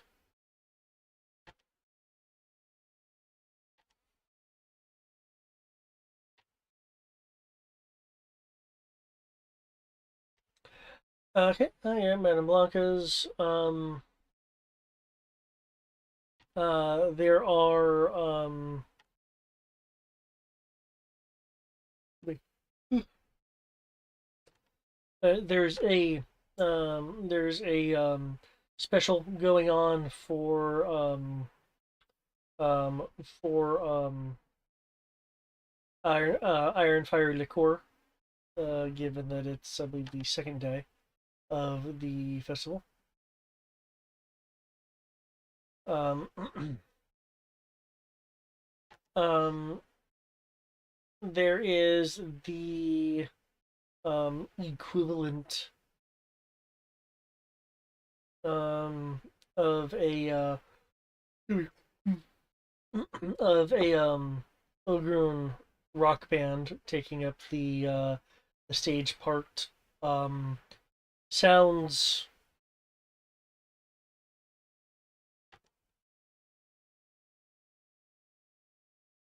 it sounds gruff. If people don't understand language, but there's clearly like a form of musical ebb and flow to the sounds. Um, really really bassy. Um, okay. Um, are people going to eat immediately, or we wait for everyone to arrive? We were supposed to meet her here, so yeah, we're gonna, get some breakfast, but otherwise, wait for Okay. Villa to make an appearance. Though if she takes too long, we'll probably ask, I'll probably ask, like, hey, but hey, you seen Villa yet? She said something about meeting us here today. Um, by the time you guys conclude breakfast, Veta has Vet. not joined you guys. Okay, then ask the tavern keeper, barkeeper, say, hey, Vetta was supposed to meet us here this morning. Have you seen her? She said something about coming by here last night and getting a room. Oh, yeah. Put on a great show for the boss. I she she has a room here. Maybe she maybe she drank too much. Can you tell us what room number? I can go up and check. Hmm. Um.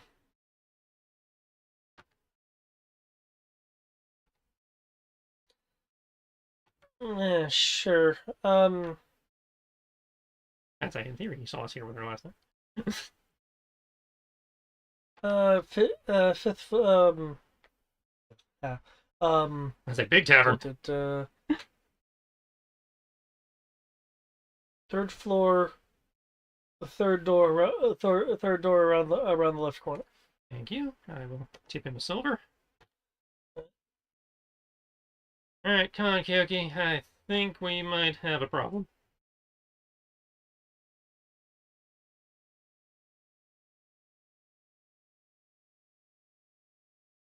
Baron, come along too. We might need your skills also. Sure. I have a sneaking suspicion she got snaggerjacked, and we're gonna need detective skills. Okay. You guys will be able to go past the stair security people and go up to the room.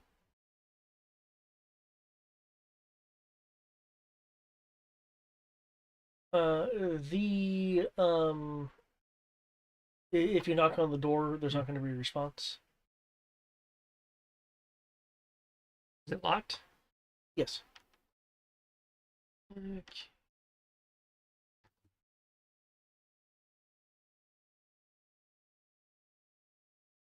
9% tape stores. All right, so just get my shit out, and here we go. Hmm. Not that I probably need it. This is a hotel room door. If you've got it, you might as well abuse it, right?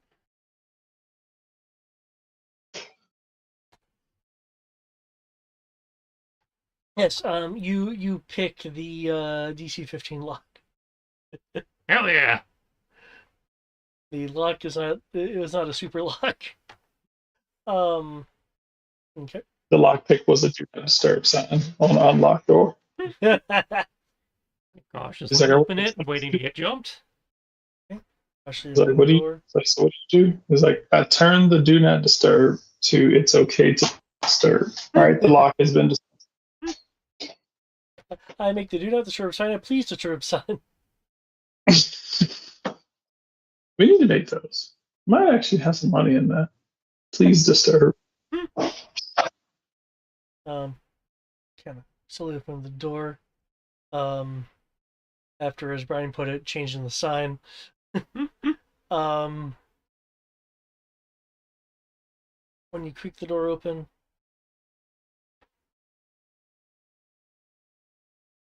there is, well, a smell of alcohol. And no sounds of anyone behind the door. Get in. At the end, there'll be a Veta, hello? there'll be a number of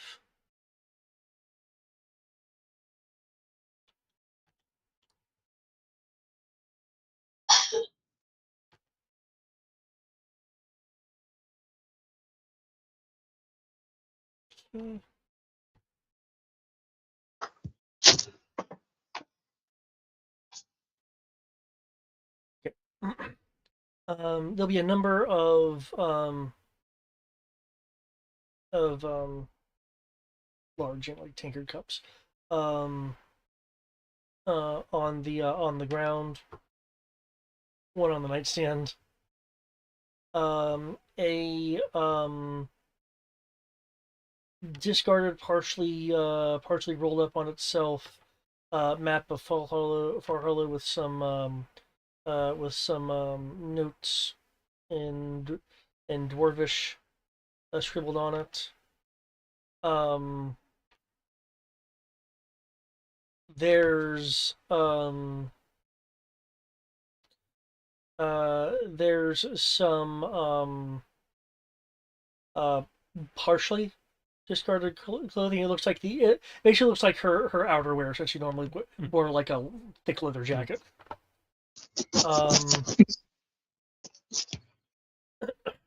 Pass the notes to Kyoki, since we know Kyoki can read anything. The cosmic cube can do anything. Okay. The eyes of Satan read everything. If you'd like to investigate the room and such, you can make an investigation roll. Awesome. Obviously, just to be clear, she's not in the room. Yeah, I gathered that much. Ooh, 24, nice. Still with 6 stun points. Well, Hang on.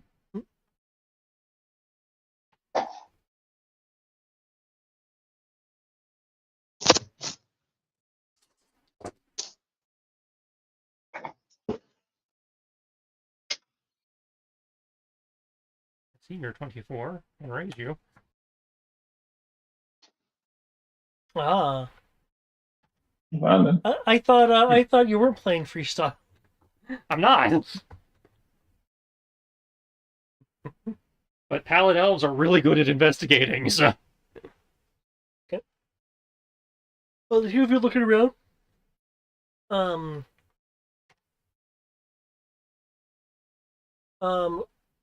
Will excuse me. We'll find her MO bandolier, because actually, let me look at her image before I say she has a bandolier. It's been a while since I looked at it.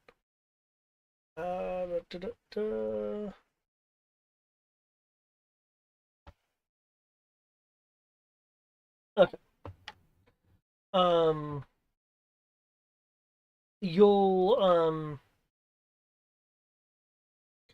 uh you'll see her ammo belt is against the wall on the other side of the bed, specifically underneath a chest of drawers. It looks like the belt broke at the side versus the clasp, so it obviously wasn't taken off. At least in any conventional way. Um, um, the There's still some ammo in the on the slots in the belt. Um, Looking around more, you will find since this is one of the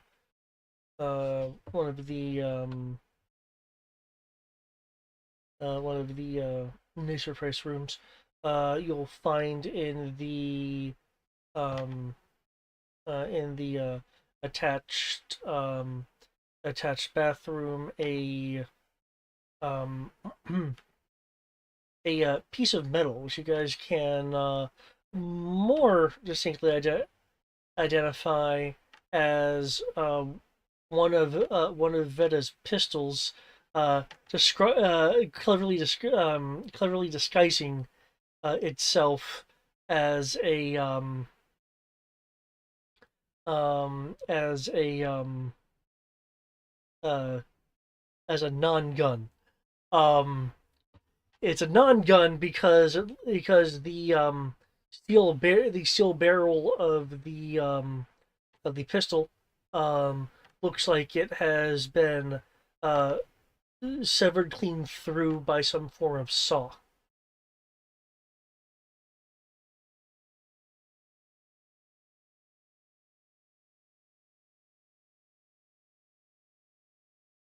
Interesting. So it's a saw. It basically is a sawed-off pistol or shotgun. Well, to be more clear, it's not supposed to be.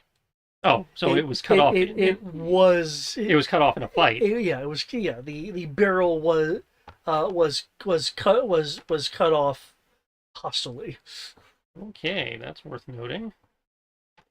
So she put up a fight, which means presumably somebody heard her putting up said fight.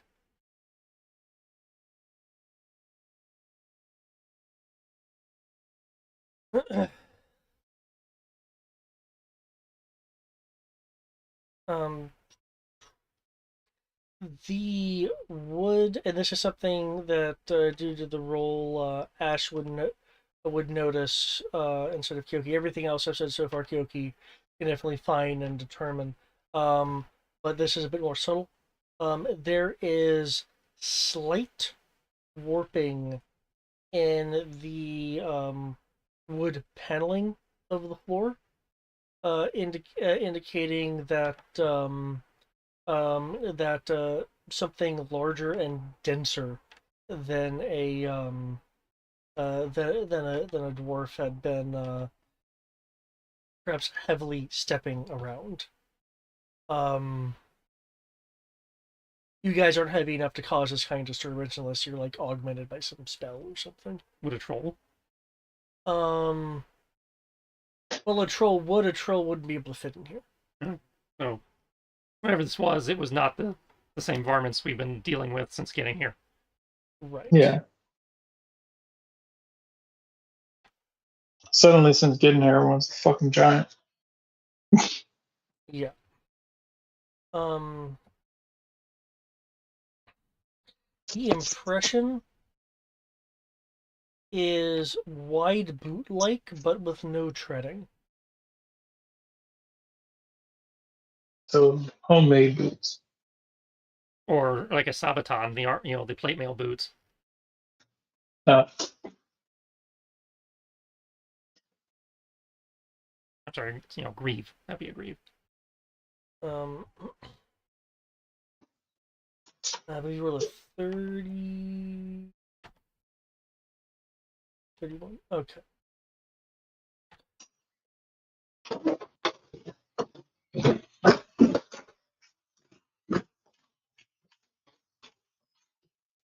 Um, you can tell just by the lack of damage that she was not able to discharge her firearm, or if she did, it didn't propel the bullet.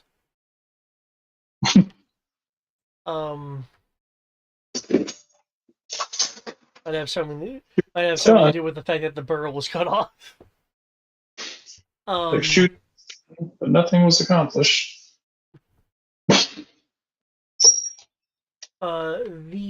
Solid damage to the pistol would be consistent with a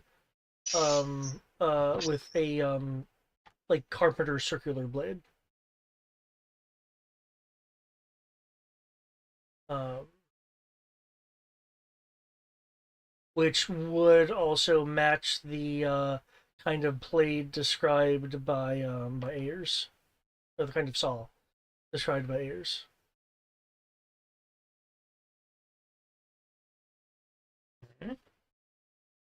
And whatever got him, and in theory, got her as well. Yep.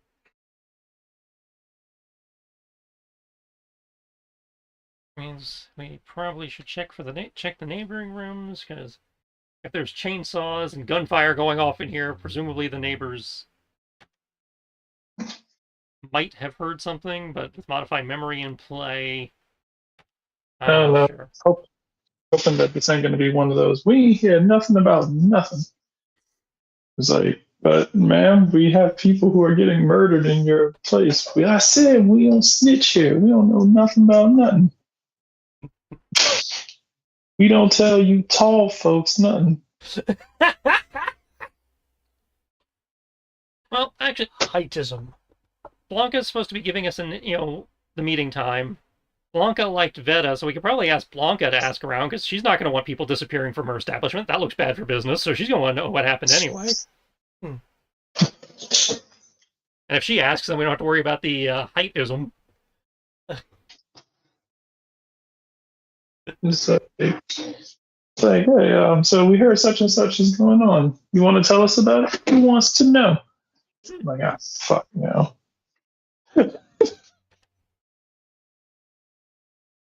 Okay, so are you guys wanting to go to Blanca and have her ask around, or? Yeah, I was like, hey, did you know Veta went missing? It seems to have been kidnapped like everybody else. Her room got tossed pretty bad. All right. Um, We'll find her for you for the low, low cost of free, as long as you ask for people, as long as you ask around. Yeah, exactly.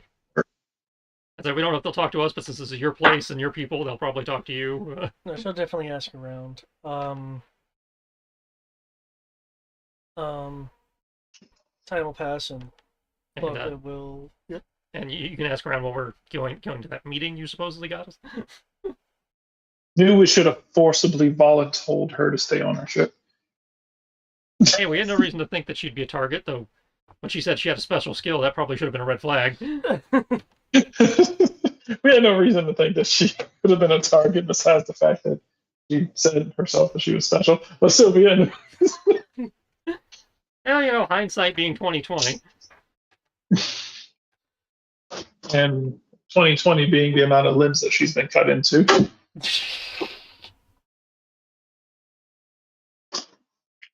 At least it's divisible by 5.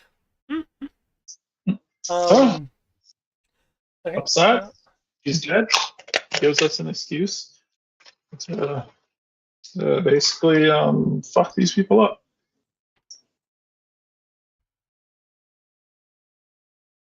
Okay. Yeah, you can go to the meeting while she's asking around. If you'd like to do that.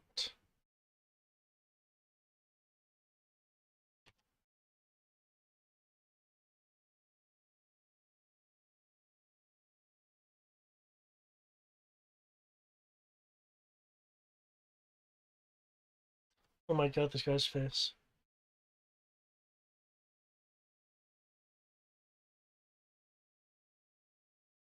I don't think I think you guys should overthrow this lord. Because you don't like his face.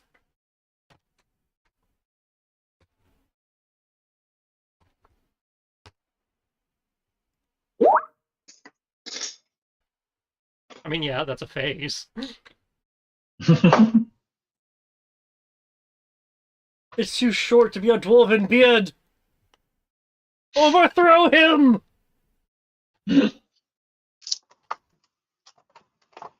Yeah. I'll take some time to get to the meeting, go through some and get rigmarole. But you are eventually gotten through the to the more expensive classy levels, where you are taken to uh Windlemere Hall, um which more specifically is more of a citadel that stands as a sole item on the windswept prominence overlooking Far Hollow. Um, Built atop a 15-foot high um, granite berm, the entrance to this keep is accessed by a means of ramp flanked by um, Republic style lamps, though clearly the lamps have the continual flame inside of it, rather than being fed by any fancy schmancy artificer means. Um,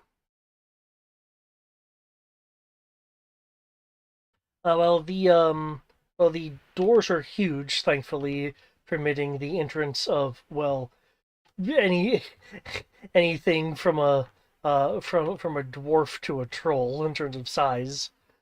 Um, there is a particular omen that is not an omen necessarily to you guys, but is mounted above the entryway. It is the well preserved head of a dire troll. Why? It's well preserved, so this is by no means recent.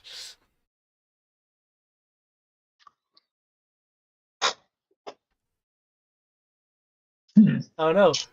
Perhaps this emblem here was used as leverage for the attack. Well then, that give us some idea of where you might stand on potential peace talks.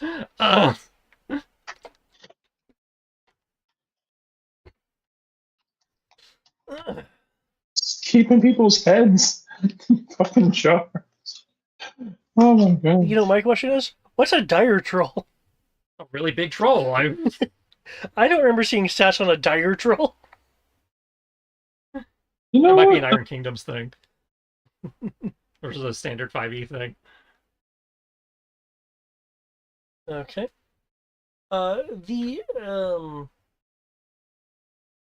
The attendants once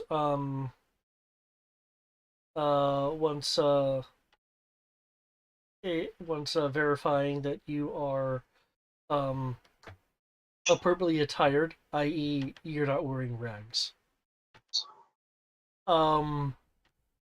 They will lead you to the dining hall, or more specifically, the grand dining hall. It's a rather large and spacious area, with a 30-foot, huge by dwarven standards, a 30-foot high vaulted wall, supported by stone archers, of course. adorned with carvings of winged beasties. The northern end of the hull is slightly elevated, with sconces providing illumination. Um, and the alcove stands a encompassing granite statue.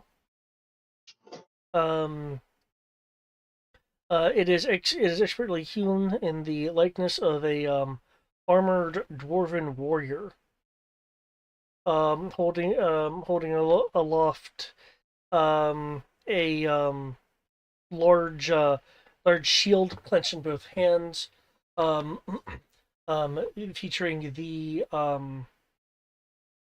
crest of Farhola.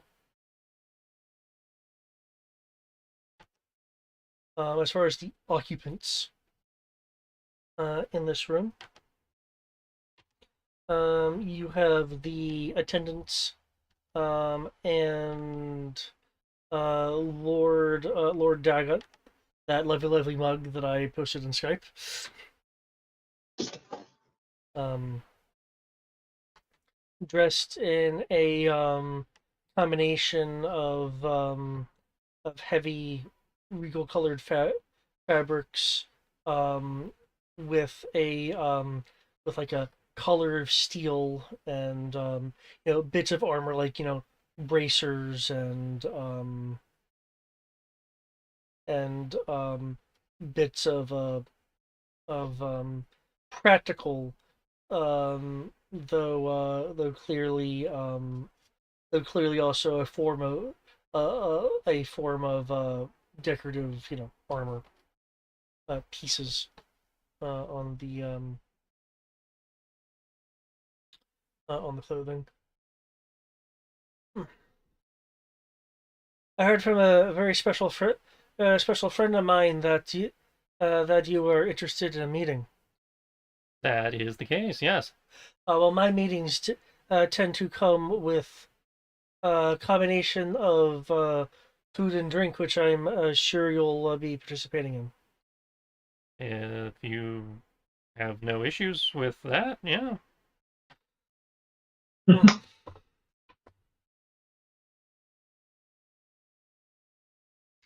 Um, at the doorways, and 7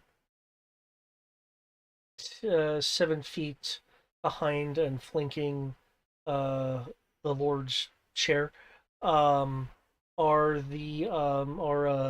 blade wielding armored dwarves, the same kind that you saw inside of the city. There is also, standing in the back, partially enshadowed from the architecture. Um, Excuse me. Um, a large grown individual, which in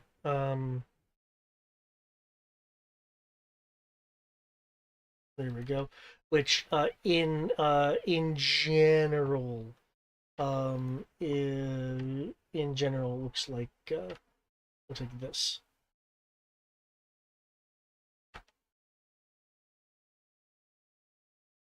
The axe in this case, um, while dangling from a belt, the those with special eyes um, can see that there are magical engravings on the side of the X, or side of the X head, more specifically. Other than the large imposing stature, um, the Ogun isn't doing anything particularly hostile beyond being partially hidden in the shadow, um, closer to the far end of the wall behind the Lord's chair. Um, Clearly, if need be, he can swing that cannon into play.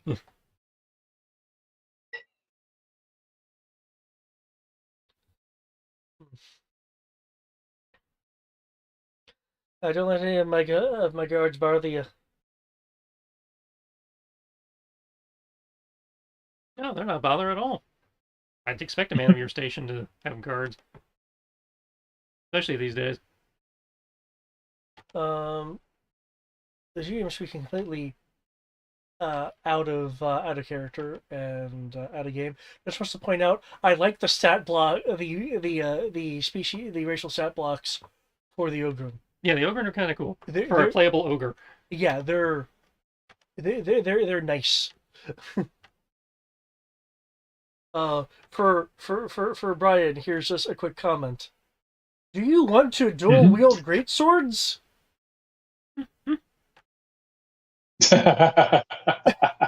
They let you do God, I that. missed that.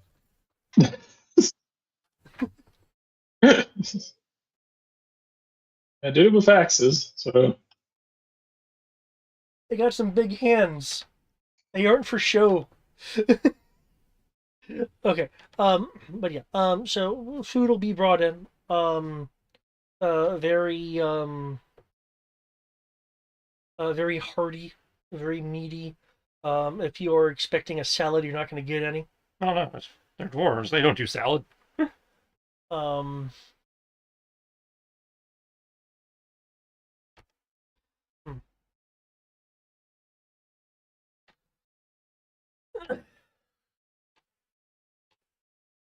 I'm actually, I'm actually rather fortuitous right now as you've come to me.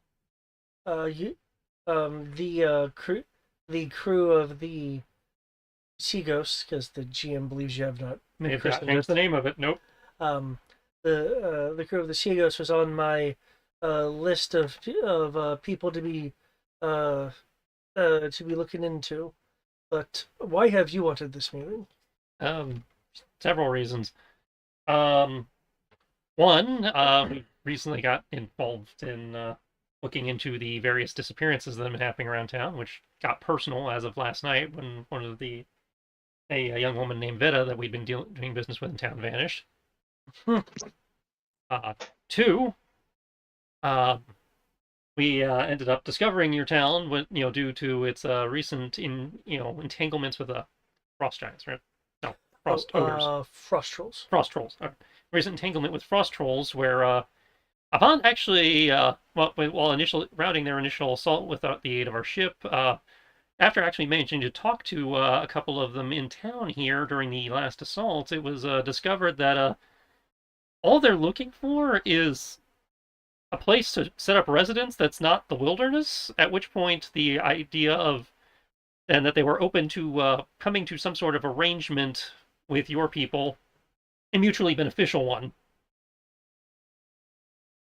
as they were fine with the idea of taking up residence in, say, old abandoned shafts or whatever, and having trolls around to aid in physical labor. I can't imagine would hurt your industry any. Hmm. And it would get them to stop attacking, as whatever outside sources manipulating them, possibly tied to the kidnappings, given that they're both seemingly arcane in nature, had promised them your settlement here as a new home. And if that's all they're being promised, there's no reason you guys should not be able to reach a mutually beneficial economic compromise, provided you're willing to talk to them and they're willing to talk to you. The one we interacted with seemed to think he could sell it to his people, but obviously you've been having problems with them with a while now, given the trophy you have on your wall there. That was if you're talking about outside, that was a trophy from a battle long ago, one that I did not have the fortune to fight in, as I was not born yet. But what you're suggesting? I'm intrigued as to what sort of methods they use to keep it preserved in such good shape for so long. Presume magic. A variation of gentle repose or something. That would be a question for someone on my staff and not me. Possibly alchemy, taxidermy can do it. I was about to say magic. With what you're suggesting, the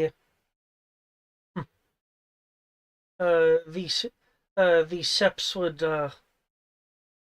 would likely have an issue with it, given the occupation of the Shavs and their own interest in uncovering the as yet undiscovered further depths of uh, that which is under Fall Hollow in the mountain.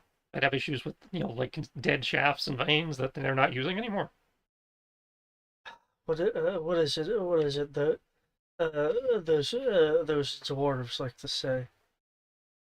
Uh, um, we seek to unearth the ancient secrets of the land beneath. All right, well, I mean, And trolls may be of disruption to their most delicate dwarven work when I allow them to work. by alternative, a single troll is probably much more effective and certainly cheaper than any number of excavation machines they might try to put down there for initial rock cracking. If all they're asking for is a place to, hang their hats, as it were, that's, not, a bush. They want, a place to live and honest work. I think you guys can, make that happen. Mm-hmm. And I feel like a troll is easier to maintain than a massive drill. One troll is probably worth an entire team of dwarven pickaxers when it comes to physical strength. Obviously, the dwarves are, more skillful and well trained at it because they've been doing it for, generations. But when you're, doing that first initial breakthrough, you don't, that skill is not as important as, to my understanding. Obviously, when you're doing the delicate work, you'd want the dwarves or other trained miners.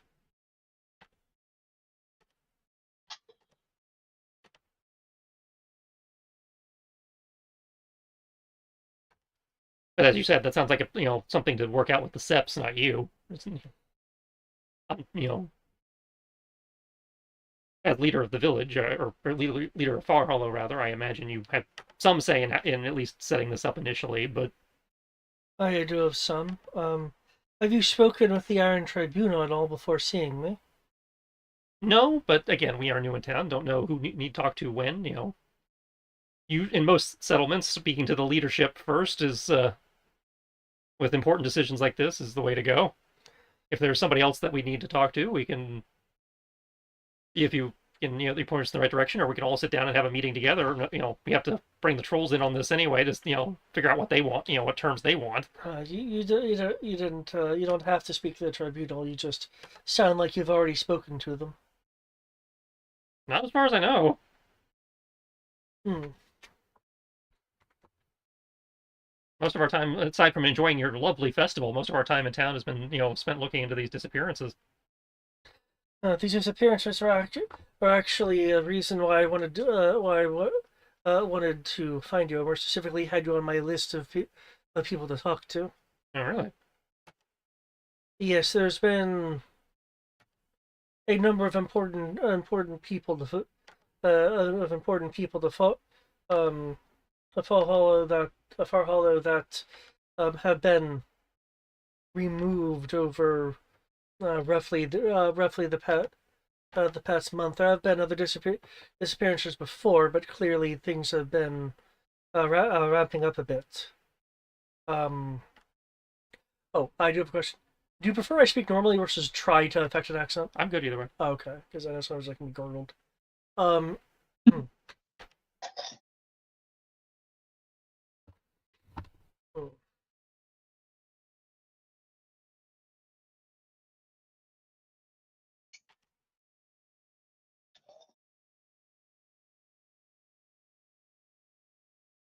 yeah.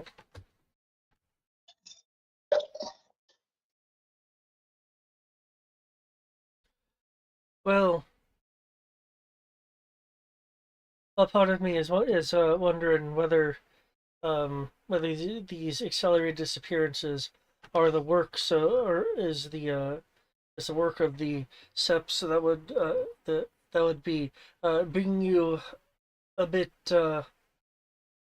deep into um Far Hollow's political balance, which I'm not keen on having um, Outlanders particularly involved directly in.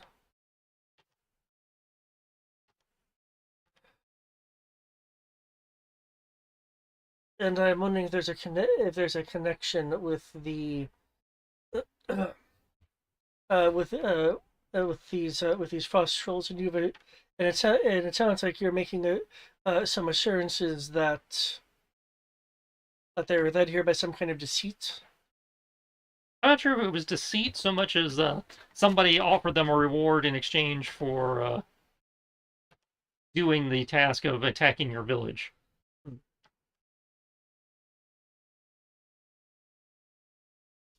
I apologize for breaking the middle of this conversation. I do need to go back.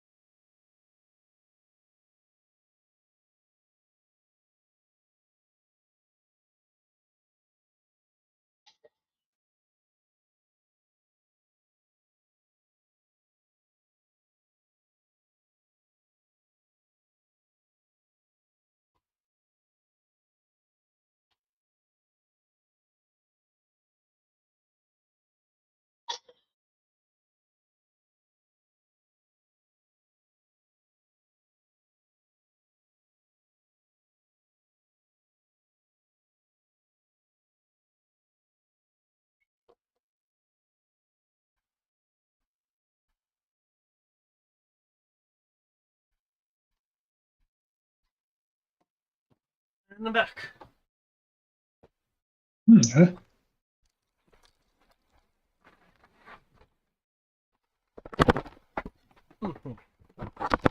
Okay.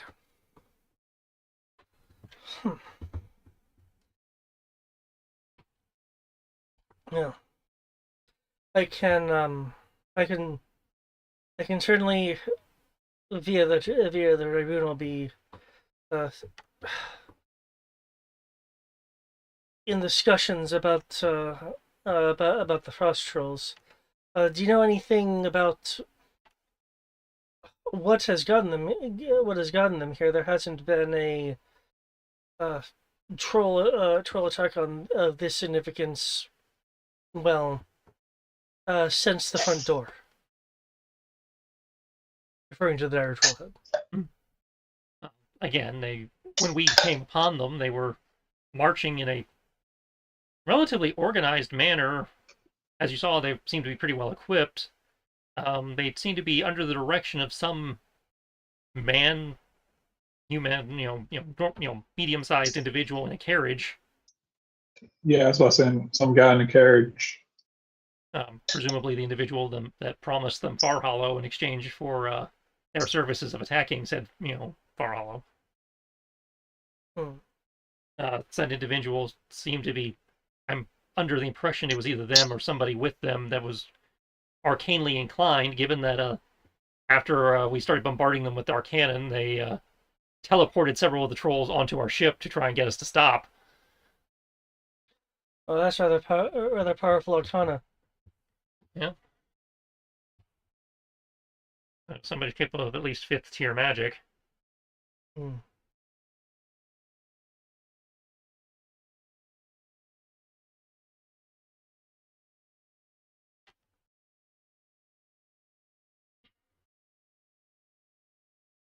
I'm also, based on what little we've been able to shake loose, I'm wondering if whoever's directing the trolls might also be responsible for your disappearances, as a similar tier of magic was used to alter the memory of one of the victims that did turn up again. I know during the course of the investigations, um, my my wielders of the arcane craft um, didn't didn't detect any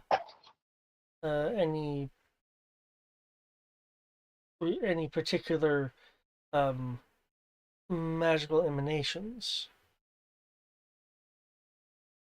As a note you use identified, which is a which I believe, which as I recall, is a bit more specific than just Oh yeah, because you have to be touching the object in question. yeah. It's like we were able to examine said victim, which is how we found out that they'd been their memory had been enchanted, and we were able to disenchant it. I don't know if your practitioners are sensitive enough to pick up small, localized, individually targeted spells, especially ones that may or may not have occurred within the city limits.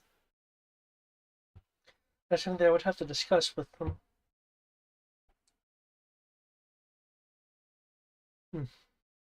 But it certainly sounds like you've, from what you said, you've begun your investigations already. Mm-hmm. So I certainly don't necessarily need to um, entice you to pursue it. Oh no, but if you could, if I'm sure our quartermaster would appreciate us being compensated for our time and any additional resources you could offer, either your own results of your own investigations or individuals who are better acquainted with the situation. Since again we're kind of operating blind here. No, there is of course material that I can grant you as reward. I can also grant you a small handful of excuse me, a small handful of cows, chickens. Mm-hmm. Chickens.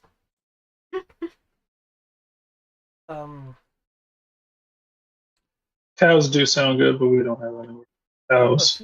A few pigs. I don't think we're equipped to transport cows. A few goats. I think we could handle one more goat.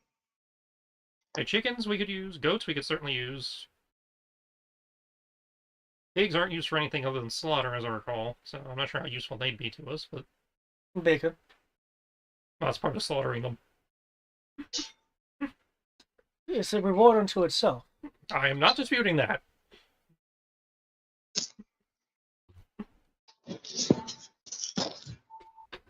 Yeah.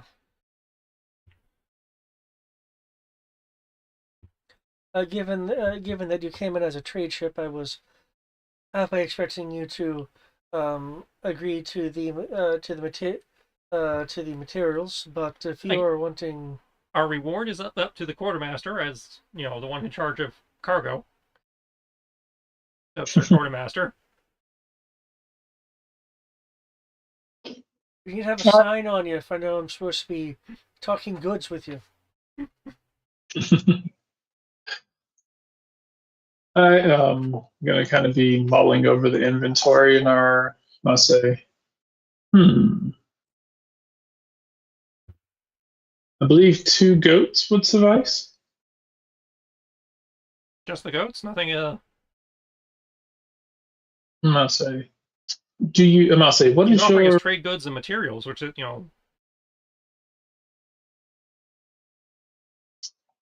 This is true.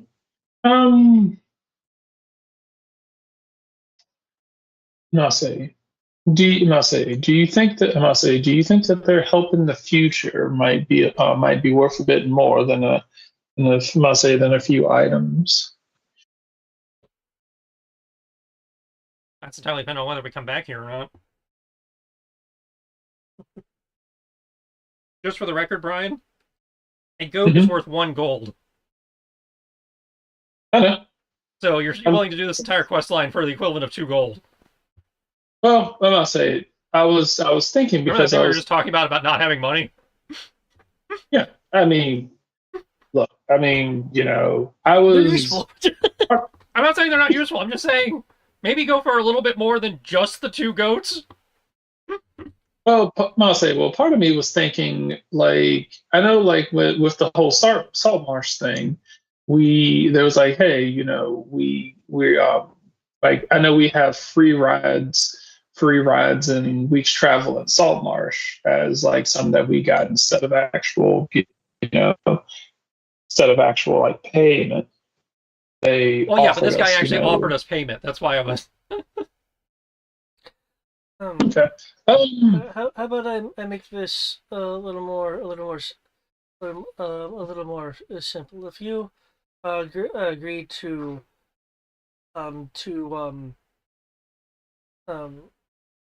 find out what's been going on uh, with um, with the disappearances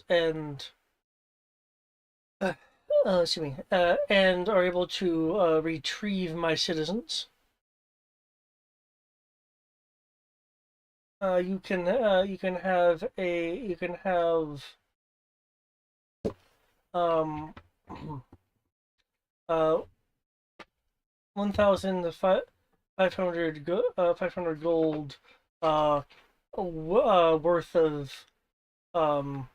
of any combination of materials and available livestock. If you are able to find where they are but not retrieve them, I will reduce that to 750, and you can give your list to my seneschal. You see, that sounds like a real offer to me. Because we're working for more than 2 gold pieces. I live in perfectly fine with the 2 goats. No, that was that was Tristan. Okay. No, it's like hey. Well, I'm a simple man. I must say, joke isn't like I'm a simple man. So, but at the same time, I manage. Must say, usually I manage the income, and deal with the money when it starts to get low. It is up. Must say, usually I consider it to be something, not so much up to the crew, but currently, as far as just kind of like gesturing towards Ash. It was like, well, currently we're nowhere near broke, so um, so I haven't exactly wondered as far as what we're going to do in regards to the ship's money. Now you and I don't have as much money as we would like, but let's Amase. Um, I will ask Amase. I'll just go. Actually, yeah, Amase. This what do you say? 1,500 gold and supplies Fifteen for. hundred gold worth of livestock and or trade goods in any combination that adds up to 1,500. Cool. All right, that sounds good to me. All Uh, right. that Oh, gets lowered to 750 if you can find his people but not retrieve them. Mm-hmm. okay. Still sounds good. And we're doing a good thing. Yeah. It's basically kind of the dead or alive clause. Mm-hmm. Cool. Find my people. If they're alive, that's even better. Okay. All right. Then we will go ahead and we will go for that one then. Just general rule, once when we're done here and take care of the aside, like general rule of thumb: you don't price gouge them, but you never work for free. 2 gold in this situation is working for free. Well, Put the goat's milk. I say Kyoki's gonna be like, well, well, he was like, granted, I am very well aware of that, but at the end of the day, I'll say I do view these people as people in need. So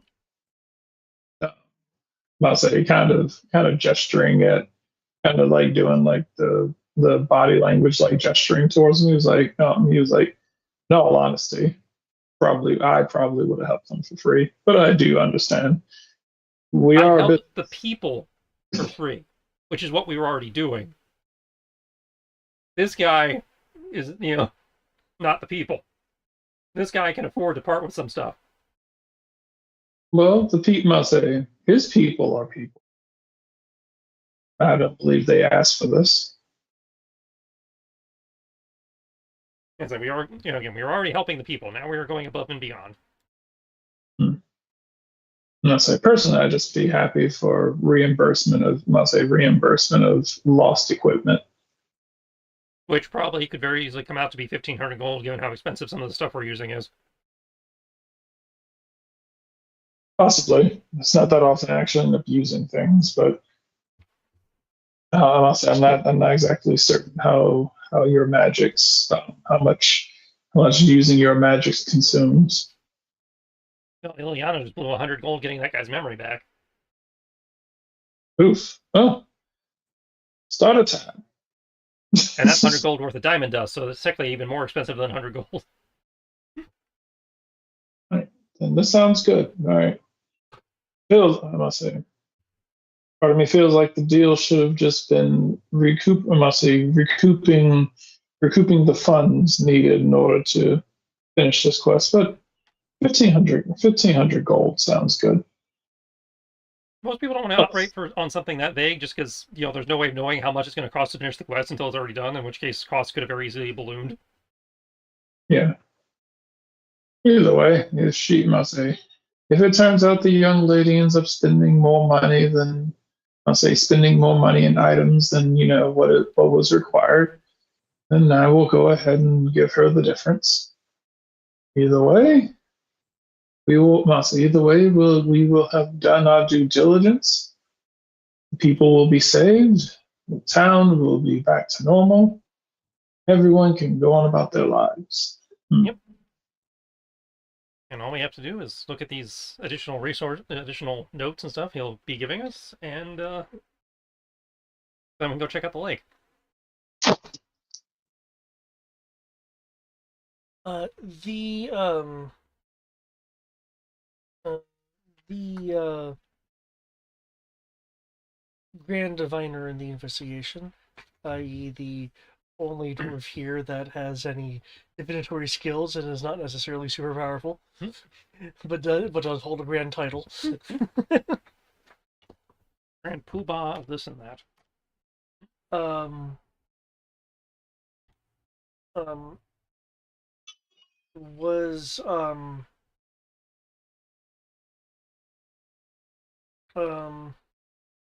was able to divine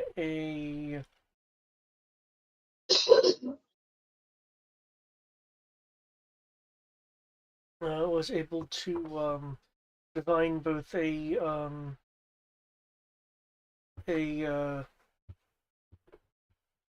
strange object that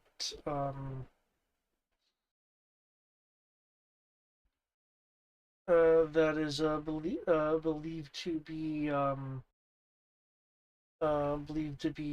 involved. The drawing of which um, is a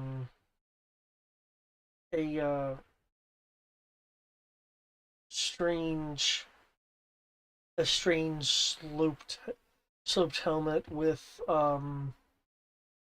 what looks like multiple perhaps eye holes or maybe cable ports in the front of it.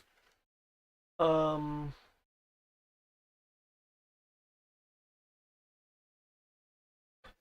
um, the diviner himself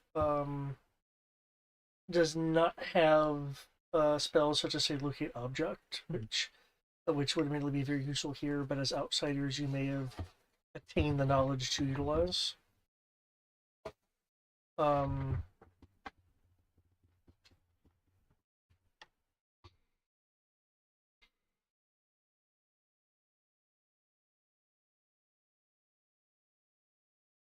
um,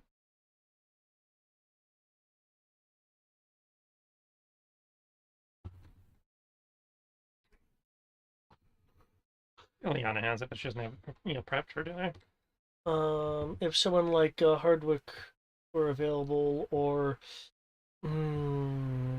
Ironbird, um, tracking may be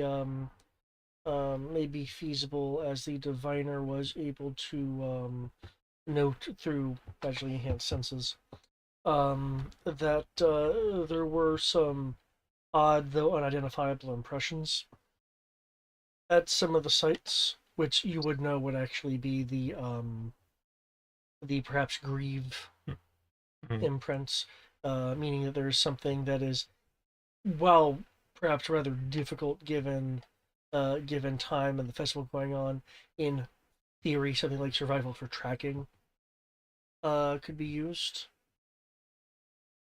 I know you guys Mhm. yourselves are aware of the lake as an option. Mhm. Especially what it's sounding like, it sounds like Lord Deckett's people have been able to find a few clues, but they don't necessarily have the uh, either have access to or have the developed skills to pursue Yeah, that gives us more information though. to pursue them. So we don't have locate object today. I can get, Ileana can get that tomorrow. But in terms of today, we can attempt the tracking with the strange impressions they found, and we know we can check out the lake. Yeah. Um.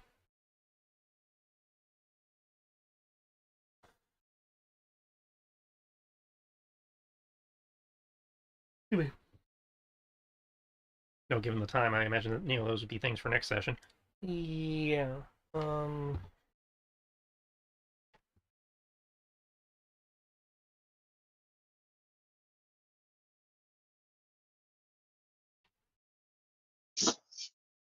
There we go. So you now have more concrete things to pursue that will certainly lead you into progression. Mm-hmm. Um, I interesting. I just found it kind of interesting that it's just been a real interesting route you guys have taken. If not a bit meandering. Um, We got there. I know. Like, there's been some options you guys could have taken but didn't, Mm-hmm. which is fine. Um, Basically the risky plan you guys already came up with.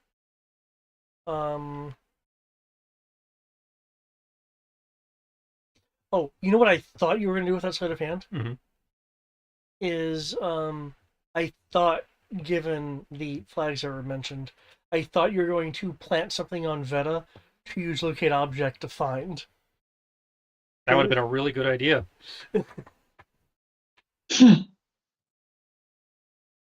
I feel fine saying that because events have already happened, but Yeah.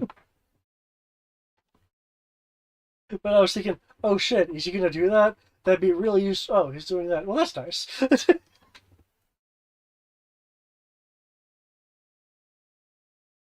Yep.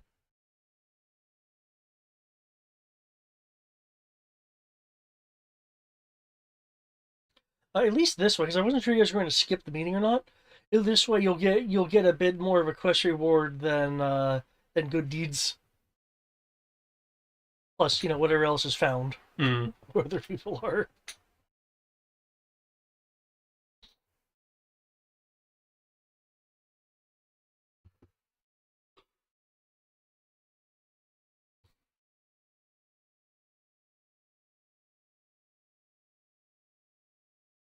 Yeah, the way this adventure is laid out, it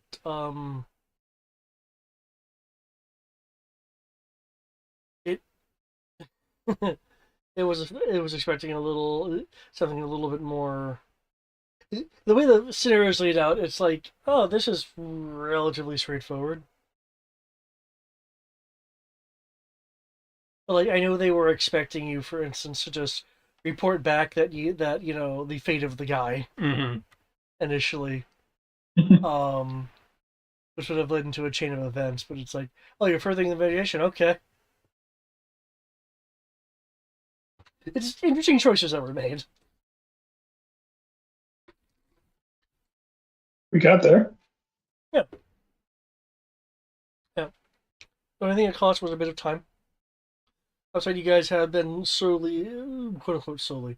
You guys have been accruing RP experience this entire time, so that's going to be a boon when XP is divvied out.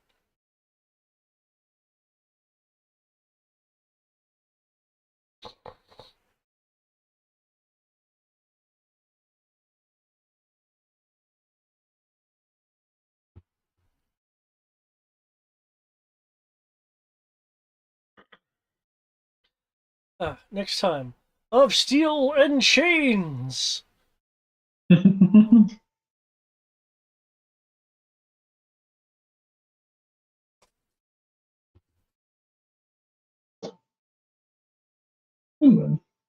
do you guys mind if I reveal something, given that it looks like you guys are not going to choose this particular path at all?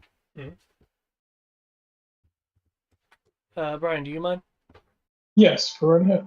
Okay. And this is one of the things that admittedly may have muddied it up a little bit, because I found it's something that, okay, the scenario wants this, I'll have to find a way to make an option, but create other options. The scenario, it was expecting the, you fall asleep and wake up captured. Hmm? Which I know is something that at least Tristan really loathes. Oh, shit. Ugh. Ileana can change her spell selection on a short rest with a hit die. Oh. Well, shit. So we have more options. Nice. She also has locate creature. Okay. That's another option. I just wanted to give you guys like definitive options. Yeah, we got options. Yeah. Now you got extra ones, as you said. But yeah, no. The scenario was essentially going. Yeah, the Lord gives you, the Lord Daggett gives you, the Lord gives you investigate the people's pleas. There's some investigation roles that take up X amount of time. You get somebody's attention and then you wake up captured. Veta disappears. You spend, a day looking into that, and then you fall asleep at what was supposed to be the inn, and you just wake up, because it assumes that that you drink and stuff, and I'm thinking to myself, it's like, well, I like this scenario. I'm gonna have to change that. Mm-hmm. I'm going to have to change that for multiple reasons. One, you're assuming all members of your party sleep. Two, you're assuming all members of your party drink. Three, you're assuming the players want to go, wait, don't we get checks? Four, you're assuming you don't have any monks. Wait, they need to sleep though. Yeah, but they're immune to poison, which is what you get from drinking. Fair. Though it's a level 1 adventure, so that's not, in theory, not a problem even for a monk. Monks don't become broken at level 1. Yeah, so it was like, just one of those things that was like, well, I'm going to have to come up with some alternative things, which is why early on, once you actually hit the decent investigative thing, like decent investigative parts, I was starting to suggest things like, for the play into the scenario itself, you could try to make yourselves victims. Mm-hmm. You could try to do a stalking thing for a stakeout for a prospective person, and then either follow or just attack the assailants. There's a lake. There's a lake thing that popped up. The trade says, yeah. Basically, it was like, here's like 5 different ways to progress. Unless it's somewhere else in this book, by the way, it did not have what Ayer didn't remember. Well, they didn't expect us to be high enough level to fix a modify memory.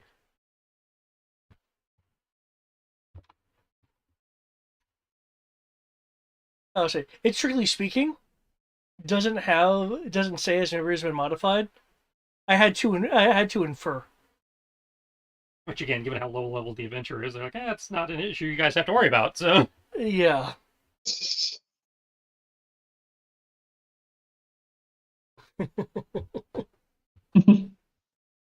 Yeah.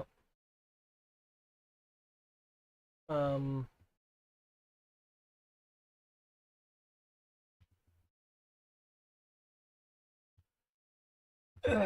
and again, not as much progress as I would have liked, but still, definite forward progress.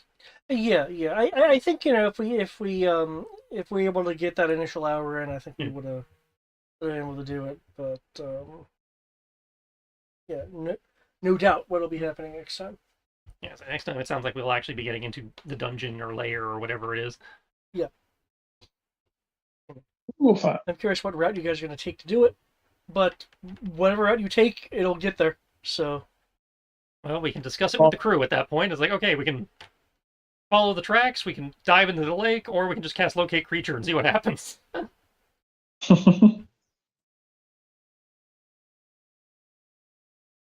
Oh, Brian. Mm-hmm. I'm going to post this in the Roll20 chat just so you can read it.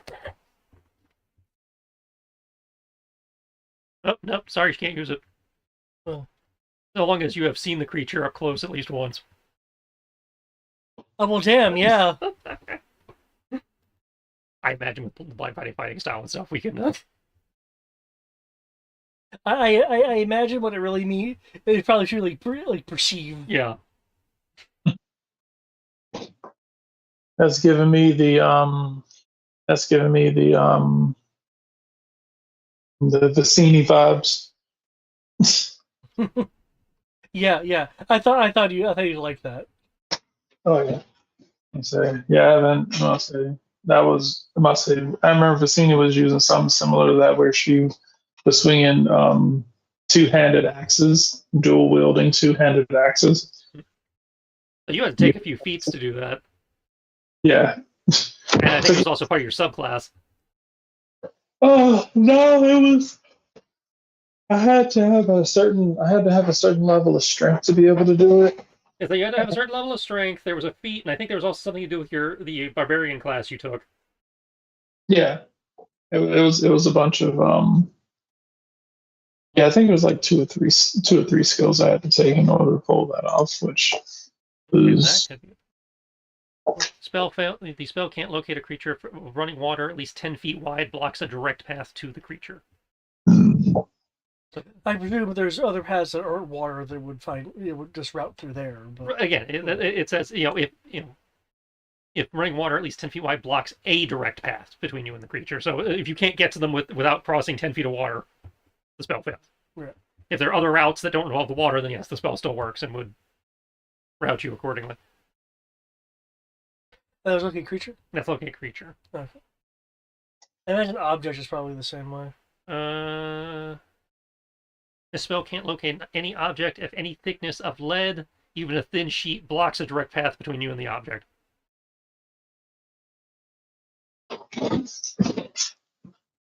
What? So locate object is blocked by lead foil or denser, and locate creature is blocked by 10 feet of water.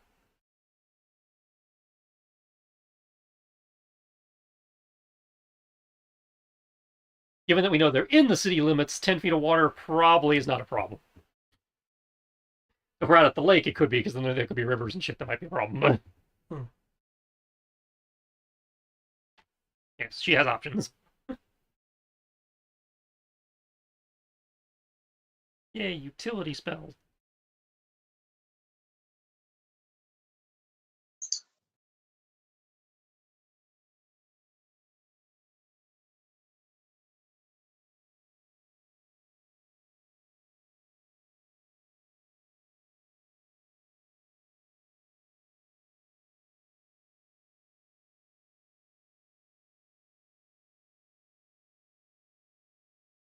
Yeah, that was it. Barbarian Path of the Strongest. Choose this subclass at third level. You get to choose a favorite weapon, which can be any melee weapon with the two-handed property. You can now use with one hand as if you were wielding it two-handed. If it also has a versatile property, you can use the damage given in parentheses even when you use a single-handed.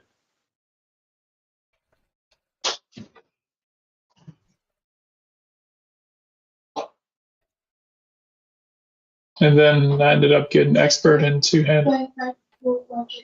Okay.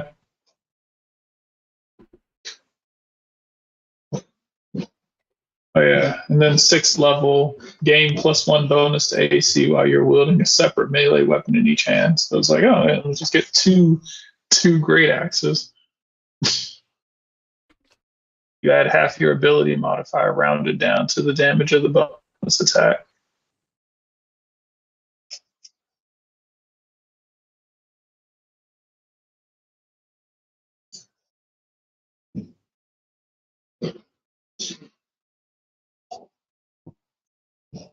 I missed brutal critical. Yeah, one quick question. Mm-hmm. What do you think is the strongest mob in Minecraft? I would assume that it would be the creepers since they explode. Well, actually, is the Minecraft frog. I don't know what that is. Yeah. I didn't know there were frogs in Minecraft. Yeah. Mhm. Yeah. And somebody did some I add-ons and frogs on apparently in that version super powerful. They can eat almost. They can eat anything, even the Ender Dragon.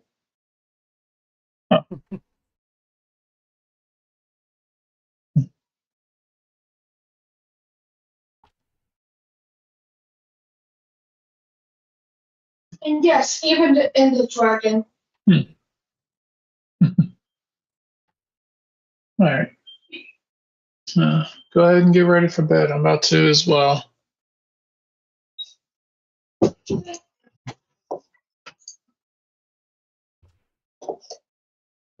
Right. Well, thank you very much, Jade. And You're welcome. no problem. I will talk to you all a bit later. Good Thank you. night. Good night.